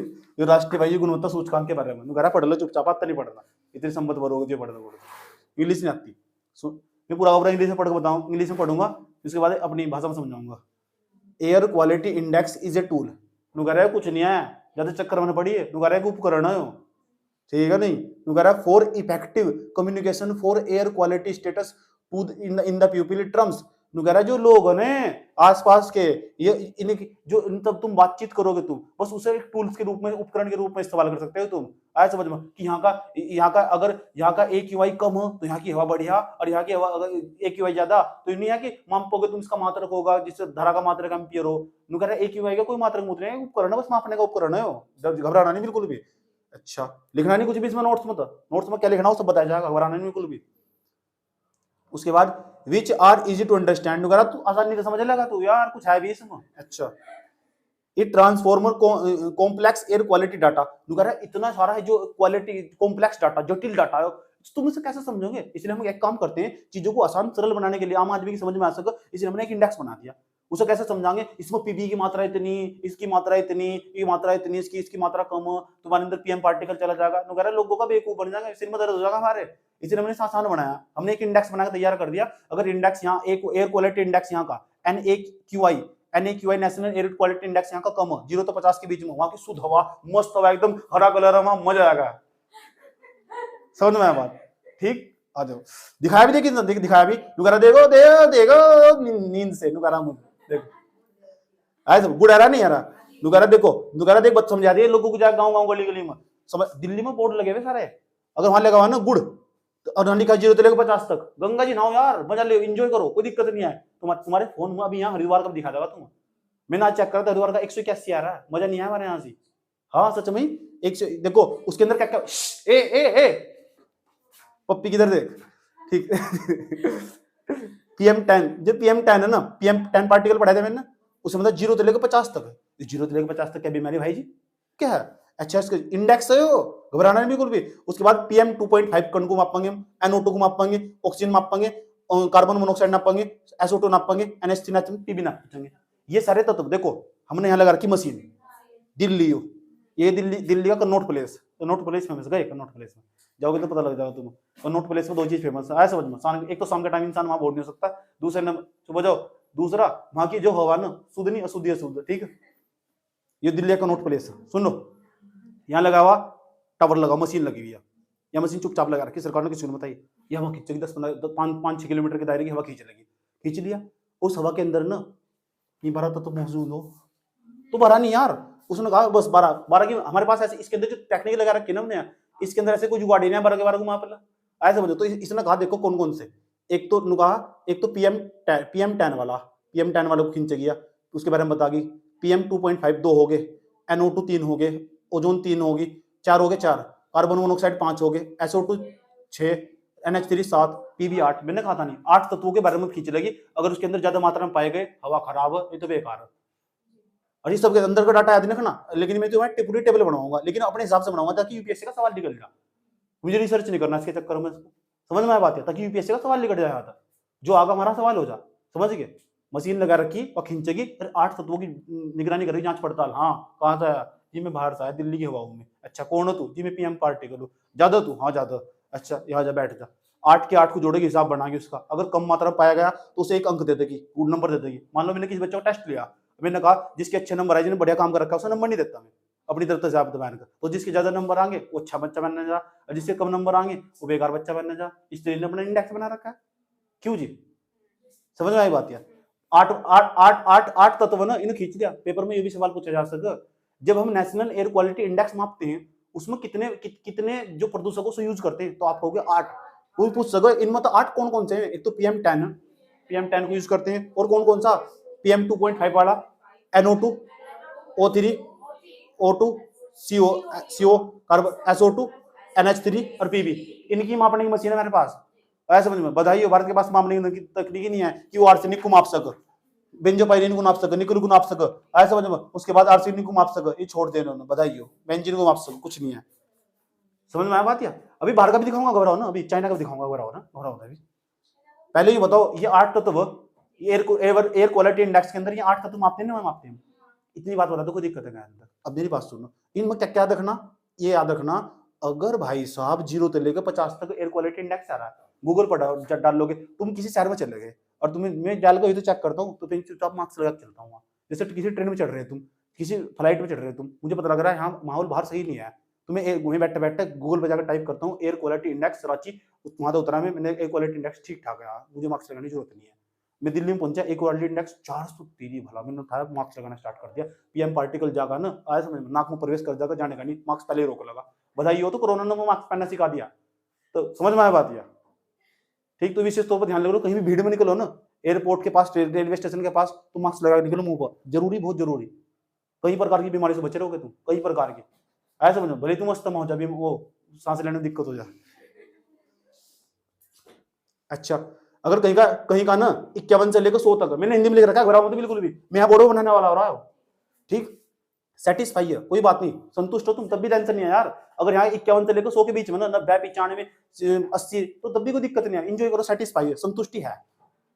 अगर पता लग गया वहां का मॉडरेट लेट पॉपुलेट, वहां पीला कलर भी दिया है, देखो पीला कलर भी दे रखा है, जो जैसे जैसे कलर बढ़ता जाएगा 100 से लेकर 100 200 के बीच में, हरिद्वार का 181, ऐसे वो मॉडरेट है, बस पोल्यूटेड, लेकिन प्रदूषण है, मध्यम प्रकार का प्रदूषण है वहां, ये लिखा हुआ है ना, मॉडरेटरी लिखा हुआ, मध्यम प्रकार का प्रदूषण है वहां, ऐसे हरिद्वार का 181 आज का बता रहा हूं मैं, नापोगे तुम। ठीक, अगर तुम्हें देखना कल का कितना होगा, परसों कितना होगा, तो फिर सफर खोल लो, उस सफर बता देगा परसों कितना होगा, तरसों कितना होगा, 10 दिन का बाद बात समझ में आ रही, मजा आ रहा है इन्वायरमेंट पढ़ने में, वो दिक्कत तो नहीं है तक, ये इन्वायरमेंट। सिमरन क्यों हंस रही हो, समझ में नहीं आ रहा तुमको? अच्छा आ रहा है तो हंस रही है। उसके बाद पुअर, खराब, वो बेटे खराब हो चुका है सारा का सारा, खराब हो चुका है। देखो जहां 200 से लेकर 300 ना, वहां की हवा खराब है। गूगल पर गए, टाइप करा AQI हरिद्वार और चेक करके देखा, बेटे 200 तो पहुंचे, लगाया खराब, पुअर होगा, मार्क्स लगा लो जल्दी फटाफट स्पीड से, समझ गए, चले गए। अगर पता लगे 300 से लेकर 400 के बीच में, तो समझ जाओ वेरी पुअर, बहुत खराब है वहां का, वहां की वायु बहुत गंदी वायु, खराब हो चुका, नाश कर देगी तुम्हारा। दिल्ली की सड़कों पर बोर्ड लगा रहा है, यहाँ का AQI इतना है, मार्क्स लगा कर चले, ऐसे समझ, PM पार्टिकल नाक में घुस जाएगा, समझ में आया बात? ये भी बोर्ड पे लगाना चाहिए था, लगाया था नहीं किसी ने। जो एरोसोल है तुम्हारे नाक में घुस के तुम्हारी कोशिका परहेज करके यहाँ घेंगा बना देगा, समझ में आया बात? उसके बाद वेरी पुअर 300 से, उसके बाद सीवियर का मतलब बहुत खतरनाक, बहुत खतरनाक, सीवियर का मतलब बहुत खतरनाक, 400 तो 1 तो लेकर 500 तक के बीच में, बहुत वेरी खतरनाक है। और दिल्ली के अंदर अधिकांश शहर ऐसे जहां 400 तो ऊपर बना हुआ, अभी तुम यहाँ गूगल तुम्हारे पास मौजूद है, वहां लिखो दिल्ली AQI, डालो करें, डालिए दिल्ली AQI डालो, देखो पता लग जाएगा तुम, AQI डाल लो, कितना आएगा उस पर सर्च करो, दिल्ली AQI, हरिद्वार का देख लो तुम, हरिद्वार का देख जाओ तुम, आ रहा 310, और देवेंद्र दिल्ली के आसपास के जो एरिया है ना, 400 के आसपास दिखाई देंगे तुम, इसका मतलब बहुत खतरनाक जहरीली हवा, सांस नहीं लिया जा सकता।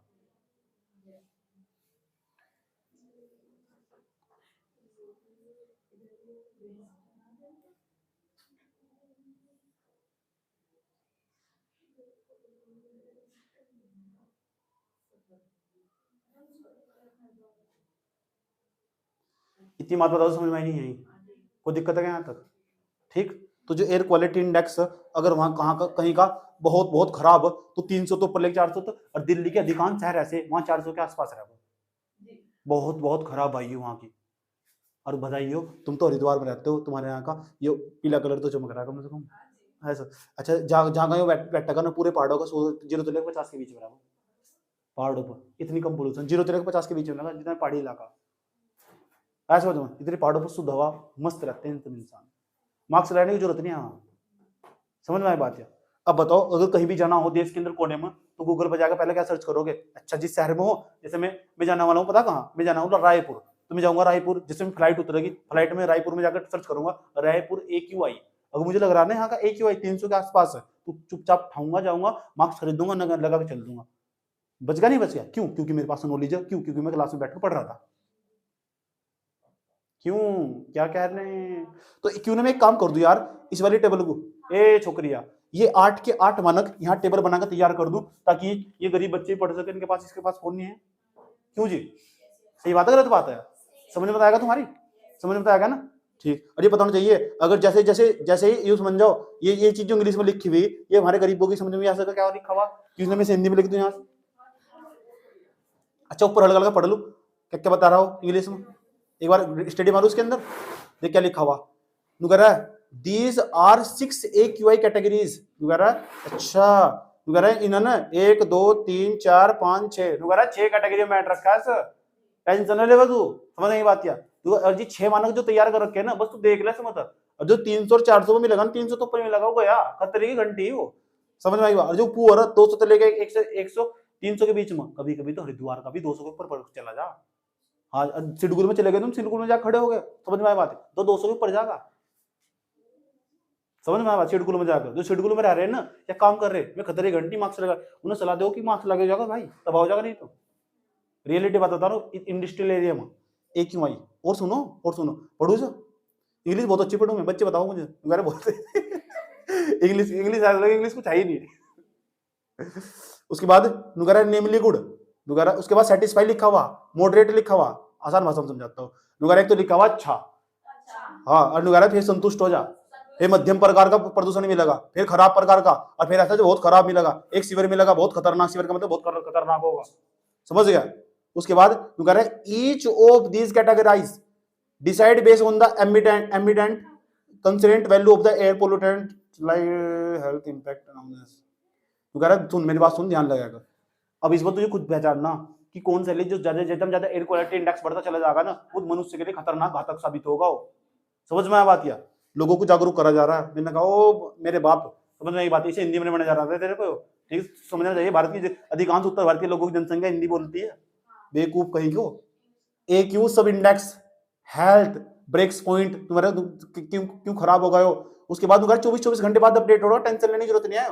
24 घंटे बाद ना, 24 घंटे बाद फिर खोल कर देखना सर, ये अपडेट होता रहेगा, समझ आई बात? बदलता रहेगा, वो रियल टाइम डेटा दिखाओ, रियल टाइम डेटा जैसे जो यहाँ का हो रहा होगा एक ही वही रियल टाइम डेटा दिखावा तुम, ठीक? और ये पता क्या करेगा, ये आगे का भी दिखागा। ऐसे समझ, ये बैठे तांत्रिक बाबा, यहाँ तांत्रिक बाबा आगे का बता देंगे, फोरकास्टिंग कर देंगे, पूर्वानुमान लगा देंगे भाई। अब भविष्यवाणी कर रहे नहीं कर रहे, तांत्रिक बाबा जब तो फैल हुए, इन्होंने बताया एमडी भाई साहब ऐसे बात नुगारे पता क्या करे, नुगारे इस बार इतनी सी बारिश होगी, वहां पड़ेगी इतनी, लोग दे रहे ना गाड़ी बढ़िया कर, नुगारे ये बदतमीज नहीं है सालों में।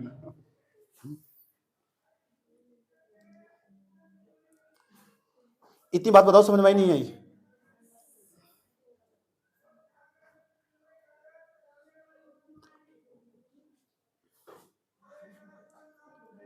ठीक, आगे का फालतू स्टडी करने की जरूरत नहीं है। अनाप शनाप, ये अनाप शनाप स्टडी करने की जरूरत नहीं है, अनाप शनाप, ठीक? ये तो हमारा पता कौन सा था, AQI। अब हम जाते हैं सफर पर। पहले ही बताओ, जब हमने इसे खोला तो ये बताओ मुझे, CPCB पर गया नहीं हो? देखो CPCB का पोर्टल खुला हुआ नहीं ऊपर, देखो तुम दिखाता हूँ, ऊपर लिखा हुआ नहीं केंद्रीय प्रदूषण नियंत्रण बोर्ड, उसके नीचे लिखा नहीं पर्यावरण वन एवं जलवायु परिवर्तन मंत्रालय। मैंने कहा था नहीं, पर्यावरण मंत्रालय जिसे बोलते हैं, उसके अंदर CPCB नहीं आगा। CPCB ने तो NAQI जारी करा है, नेशनल एयर क्वालिटी इंडेक्स जारी करा है। समझ। अब मैं क्या करूंगा, मैं सफर लिखूंगा, और सफर लिखते ना पता क्या जाएगा ऊपर, पृथ्वी विज्ञान मंत्रालय आएगा। देखो मैं फोन में खोलो, देखो गूगल पे जाकर भी सफर लिखूंगा, वहां पृथ्वी विज्ञान मंत्रालय जाएगा, और ये दोनों संस्थान के नाम भी आएंगे, और देखेंगे। चलो सफर लिखता हूँ मैं, जाएगा गूगल में, SAFAR सफर AQI।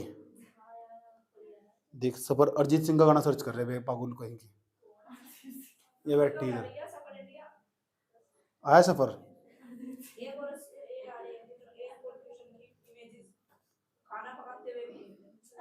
देखो ए सफर इंडिया लिखा हुआ, लो सफर शुरू हो गया। देखो क्या लिखा हुआ है, ये देखो मुकेश की, जल्दी देख, system of air quality, system of air quality. बहुत तेज हो आप, ये तो लिखो, पता लगा है ना। And weather forecasting, and weather forecasting लिखा हुआ नहीं, वेदर फोरकास्टिंग। अच्छा, एंड रिसर्च, एंड रिसर्च, वाह भाई जी वाह। लेकिन भाई जी यहाँ हिंदी में तो है नहीं, आप कैसे लिखा? तो हमारे दिमाग नहीं है, हिंदी में लिखेंगे, हिंदी वाले जागतों के लिए। बात समझ में आई नहीं आई? कोई दिक्कत? अच्छा ये बात बताओ भाई जी, ये तो बताओ जरा, ये कौन कौन से डिपार्टमेंट थे? देखो आपने बता था, एक तो पृथ्वी विज्ञान मंत्रालय, देखो पृथ्वी विज्ञान मंत्रालय गवर्नमेंट ऑफ इंडिया, गवर्नमेंट हो, प्राइवेट नहीं आयो, आया समझ, जैसी कंपनी नहीं आया। अगर चलो ministry of earth, ministry of earth science, ministry of earth science, ministry of earth science, ये तो बोले मिनिस्ट्री ऑफ साइंस, साइंस तो बोलते सर।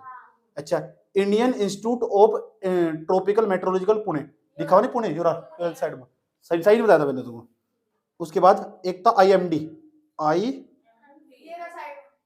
हाँ IMD है। अरे हाँ कह रहा है, मैं सुनो,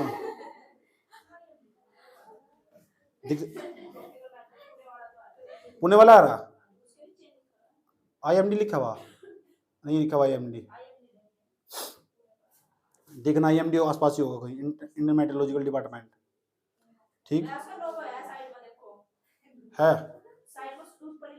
हाँ देखो योरा साइड में लोगो देखो योरा, भारतीय मौसम विज्ञान विभाग, योरा भारतीय मौसम विज्ञान विभाग, इसे भारतीय IMD को भारतीय मौसम विज्ञान विभाग बोल लगे, यो ये IMD। और योरा IITM पुणे वाला, सबसे बड़ा सुपर कंप्यूटर 2018 में लगाया गया, सबसे बड़ा सुपर कंप्यूटर, देखना उसकी इमेज खोल के, इतना मस्त कंप्यूटर हो योरा, देखो सुपर कंप्यूटर है गया, देख इसमें थोड़ी देर बाद आने वाला देख, ये लगा हुआ देखो, ये image forecasting model super computer, ये तो बताओ, देखो एयर पोल्यूशन के बारे में जानकारी दे रहा है, देखो कितनी मस्त मस्त इमेज आ रही है इसके बारे में।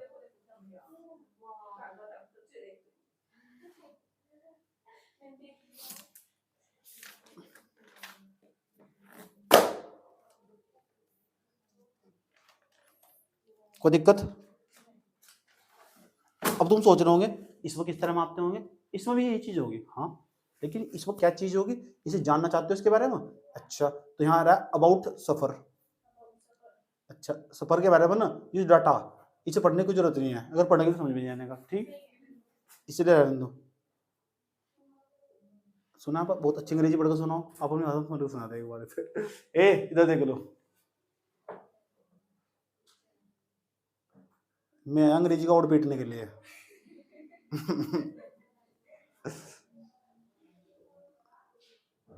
देखो ये फास्टेस्ट सुपर कंप्यूटर इन पुणे, सुपर कंप्यूटर है ये, फास्टेस्ट सुपर कंप्यूटर, पहले ही पूर्वानुमान कर ले, बहुत बड़े कंप्यूटर सुपर कंप्यूटर है सारे।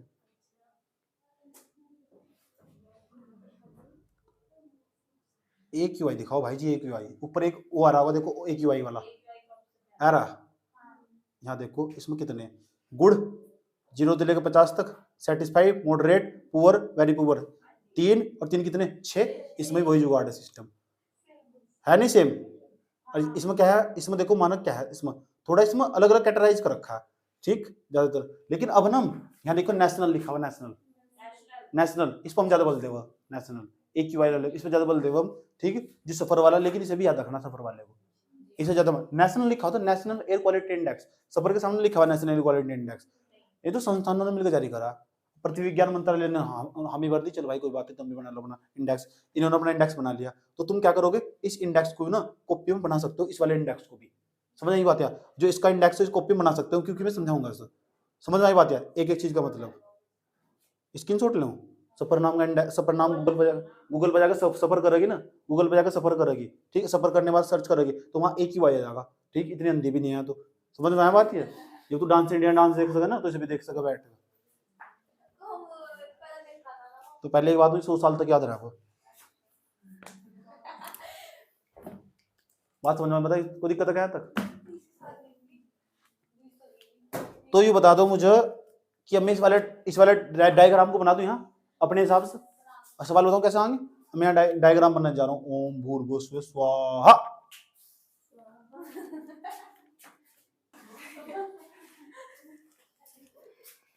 चलो देखो, गरीब बच्चों के लिए क्या करना पड़ेगा, टेबल ऐसे बनानी पड़े, सुन लो, ये जो मैं अभी तुम फोन के अंदर दिखा था ना, टैब के अंदर दिखा रहा था, अब तो कुछ तो अमीर हो आए समझ में, तो फोन में टैब में खोल कर देख लगे, तो CPCB द्वारा ना मशीनें लगाई गई, वे 8 प्रदूषकों की जांच करती है, जो मशीन ने, यानी हमारी मशीन ऐसी नहीं है वो जो आर्सेनिक की जांच कर सकती, नहीं है आर्सेनिक की जांच करने वाली, निकल की जांच नहीं कर, बस नहीं है, जो मैं क्या करूं, जब नहीं है तो नहीं है, तो मैं क्या करूं, अच्छा वो NH जब बता दिया एक बार 70 बार बता दिया, बार बार बताऊं, जब नहीं NH3 हाँ NH3 माप सकती है ऐसा, बेंजीन को माप सकती है, benzene, PM10 PM2.5 NO2 O3 carbon monoxide SO2 NH3 PB, उन्हें खींचेगी, हवा खींच ली, मशीन लगी हुई, हवाई खींच ली, खींचने के बाद एक पूरा का पूरा जांच करेगी, किसके अंदर PM10 कितना, PM2.5 कितना, वो कितने माइक्रोग्राम, एक मीटर की क्यूब में कितने माइक्रोग्राम, पता माइक्रोग्राम क्या हो, समझाऊंगा माइक्रोग्राम हो क्या है, ठीक, एक तो ग्राम हो, एक हो माइक्रोग्राम, पता किसी को,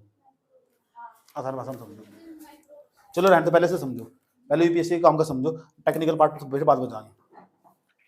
अगर कहीं का AQI किसी एरिया का जहां हमने मशीन लगाई हुई, वो 5-10 किलोमीटर के एरिया का वायु खींचेगी, खींचने के बाद उस वायु, उसमें कुछ वायु फीड कर लेगी, जैसे वायु फीड कर लेगी उसके अंदर जानी चाहिए, वो मशीन खुद बताएगी इसके अंदर PM10 इतने मात्रा में, PM2.5 इतनी मात्रा में, NO2 इतनी मात्रा में, ज़्यादा खतरनाक होगी। ओजोन भी बहुत बढ़ रही है इसके अंदर भाई, CO कम है इसके अंदर, यहाँ की वायु में।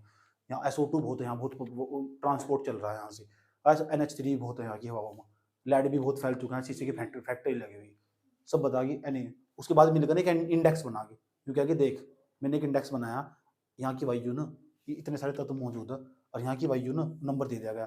अगर नंबर देगा, अगर वो नंबर उसने दिया, जो नंबर दिया उस नंबर में आया AQI आया हमारा 0 से लेकर 50 के बीच में, कहेंगे यार मस्त हवा, टन टन हवा यार, टन लहराओ, कोई दिक्कत नहीं है, मजा लो, एंजॉय करो, घूमो फिरो, कोई मार्क्स नहीं है, ऐसा समझ में। ठीक है, जिस तरह घूमना घूमो, कोई मार्क्स मुक्स नहीं है, जो कपड़े पहनने के भी उतार कर फेंक दो, कोई दिक्कत नहीं है। खूबसूरत तरीके से घूमो। अब स्वास्थ्य पर क्या असर पड़ेगा? एक तरफ तुमने अर्थ लिखा हुआ, एक तरफ रंग लिखा हुआ, क्योंकि रंग तुम्हें हरा रंग भर देना जब अपना बनाओगे तुम। उसके बाद स्वास्थ्य पर क्या असर पड़ेगा? तो स्वास्थ्य पर जो असर पड़ेगा ना, मामूली स्वास्थ्य पर जो असर पड़ेगा, मामूली असर पड़ेगा, कोई असर नहीं पड़ने का। सही बात है, मामूली से असर पड़ेगा, उस झेल जाओगे इतने इंसान।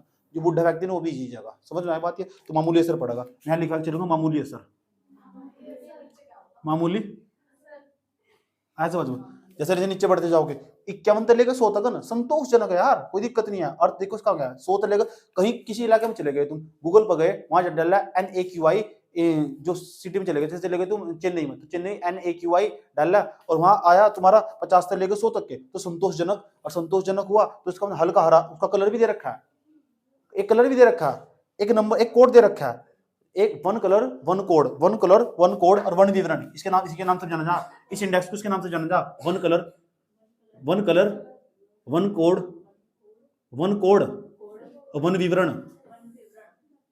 ऐसा समझो है नहीं, एक कलर है, एक कोड भी है, उसके बारे में विवरण भी दे रखा है। समझ में आया बात है? इस इंडेक्स को इसके नाम से जाना जा। उसके बाद हल्का सा हरा हुआ, जब हल्का सा हरा हो ना, संवेदनशील, सांस लेने में हल्की सी समस्या होगी, जैसे 51 से लेकर 100 तक होगा ना, वहां हल्का हरा होगा, हल्का हल्का कलर दे दिया वहां से। तो अगर जहां का AQI 50 से लेकर 100 के बीच में होगा ना, तो स्वास्थ्य पे क्या असर पड़ेगा, ये बहुत खतरनाक है। ये याद कर लेना तुम, 6 ही तो है, समझ बात? तो हल्की सांस लेने में प्रॉब्लम होगी, समझ, ये पता होना चाहिए, एक सामान्य नागरिक को पता होना चाहिए यार। ये अगर पता लग गया वहां 101 से लेकर 200 के बीच में, तो मध्यम प्रकार का, जो मध्यम प्रकार का इंडेक्स है, कोई दिक्कत नहीं आया, इतना झेल जाए इंसान, पीला कलर हो जाएगा। और स्वास्थ्य पे क्या असर पड़ेगा? फेफड़े, अस्थमा, दिल के मरीज, आए समझ गए, जिस सांस लेने में दिक्कत थी और मरेगा। और जो दिल के मरीज, जो पहले दिल, कुछ लोग ऐसे हो उनका उनका जो दिमाग हो ना, दिल हो, वो दिमाग में चला जा। दिल कहाँ चला जा? दिमाग में। तुम जानते क्या सच में? चलो आसान भाषा में समझाता हूँ। कुछ लोग ऐसे हो दूसरों की कदर करनी भूल जा, आए समझ में? कदर जानते हो किसे कहते हैं? किसी का दर्द न महसूस करना, बस अपने में खोए रहना, सेल्फिश बन जाना, स्वार्थी बन जाना, उसे कहते हैं। उसका दिल नहीं है ना, उसका दिल था, कहाँ चला गया? आए समझ में? अस्थमा और सांस लेने में परेशानी होने लगती है, ये सब लिखा हुआ उसके अंदर, इंडेक्स के अंदर। तो मैं हिंदी में बता रहा हूँ, तुम मैंने सारा हिंदी में कोड कर रखा है, ठीक। एक तो फेफड़े और एक अस्थमा, और जो दिल के मरीज है ना, वे गए सारे के सारे यहाँ से, दिल के मरीज, ठीक। जिधर देखो इसके बीमार बैठे हैं, बोलो वाह वाह। जिधर देखो इसके बीमार बैठे हैं, बस इतना ही था। जिधर देखो इसके बीमार बैठे हैं, हजारों तो मर गए, लाखों तैयार बैठे हैं।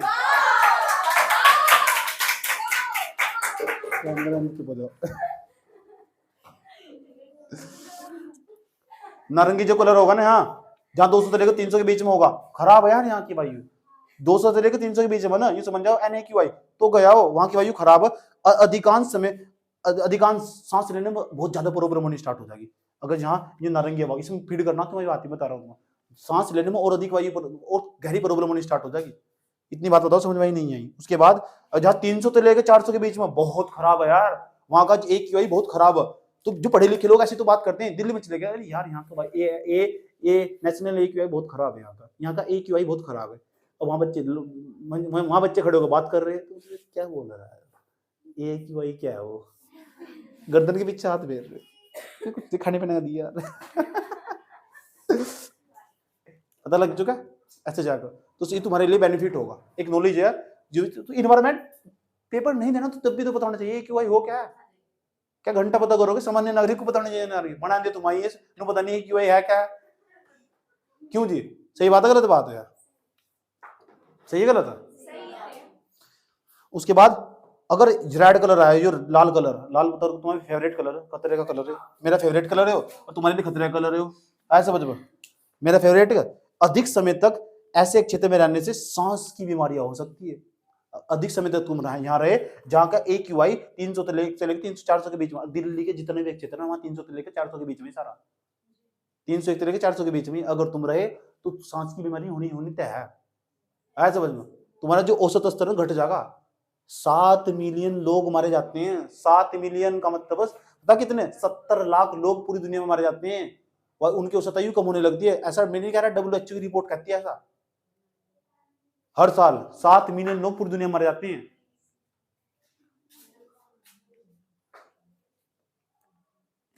इतनी बात बताओ, समझ में आई नहीं?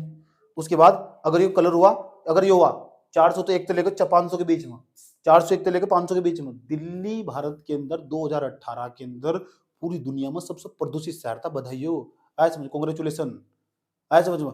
वहां ना 401 से लेकर 500 की कैटेगरी में 448 भी रहा वहां, कभी कभी तो 485 के आसपास भी चला गया।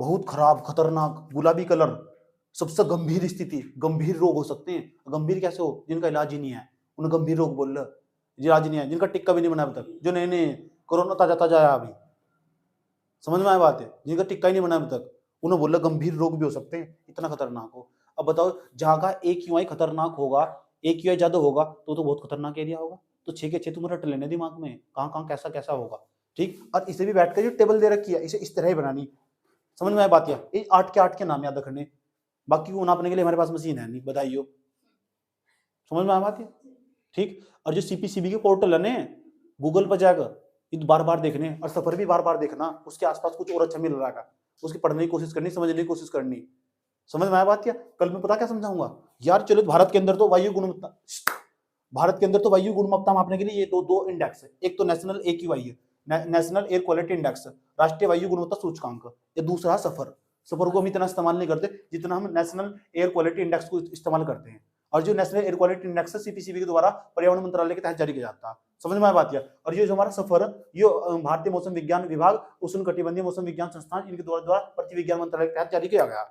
यहाँ तो अथॉरिटी प्राप्त है, इसे तो हम इस्तेमाल नहीं करते, लेकिन ये फोरकास्टिंग करता, मोबाइल फोन में से इस्तेमाल करते हैं, पहले पता लगा लेंगे यहाँ की वायु इतनी साफ होने वाली, कल को तुम जाओगे यहाँ की इतनी वायु साफ हो जाएगी, अनुमान लगा लो, ठीक। फोरकास्टिंग लिखो नहीं, पूर्वानुमान लगाना। इतनी बात बताओ, समझ में नहीं आई? कोई दिक्कत यहाँ तक? पूरा का पूरा से फिलअप कर लोगे? कल पता क्या बताऊंगा मैं? कल बताऊंगा तुम्हें यार, जो पूरी दुनिया को कैसे नाप, क्या पूरी दुनिया में कोई ऐसी संस्था है जो वायु को साफ करने के लिए काम कर रही है? ये तो भारत के अंदर तो दो सूचकांक हैं, एक है AQGI, air quality global index, वो पता किसका? वो WHO का। और 2005 के बाद ना, उन्होंने 16 साल बाद, 16 जोड़े 21 ने 2021 में अपना इंडेक्स बदल दिया। और जब बदल दिया उसने, तो उसने कुछ बदलाव करा, तो जैसे बदलाव करा उसने, इतनी बड़ी संस्था WHO, वर्ल्ड हेल्थ ऑर्गेनाइजेशन, विश्व स्वास्थ्य संगठन, उसने अपना इंडेक्स बदल दिया और बदल कर कुछ बदलाव करा। और जैसे बदलाव करा, 2021 के मेंस में क्वेश्चन आएगा, और मेंस में तो क्वेश्चन आ, 2022 की PT में क्वेश्चन आएगा, क्या बदलाव सुनना पूछ रहा, समझ में आया? तो WHO का है क्या, वो यहाँ पढ़ेंगे कल को, और पढ़ेंगे WHO की रिपोर्ट क्या कहती है वायु गुणवत्ता के बारे में, समझ में बात? उसने क्या बदलाव करा, और जो बदलाव करा वही पेपर में आएगा, मेंस में भी आएगा। 15 नंबर का मेंस में आया लिखने को, 15 नंबर का मेंस में आया लिखने को। और पिछले साल PT 2022 में आया उसका क्वेश्चन, बच्चा समझ नहीं पाया कहाँ तक पूछ रहा सवाल, समझ नहीं बात है? बाबा तो पढ़ा होता तो पता लगता कहाँ तक पूछ रहा है, समझ में आया बात है? किससे पढ़ा होता? बाबा, याद रहेगी बात? या ठीक, तो किसका ढाबा? बाबा का ढाबा। मिलते हैं कल, यहाँ तक इसे नोट कर लो।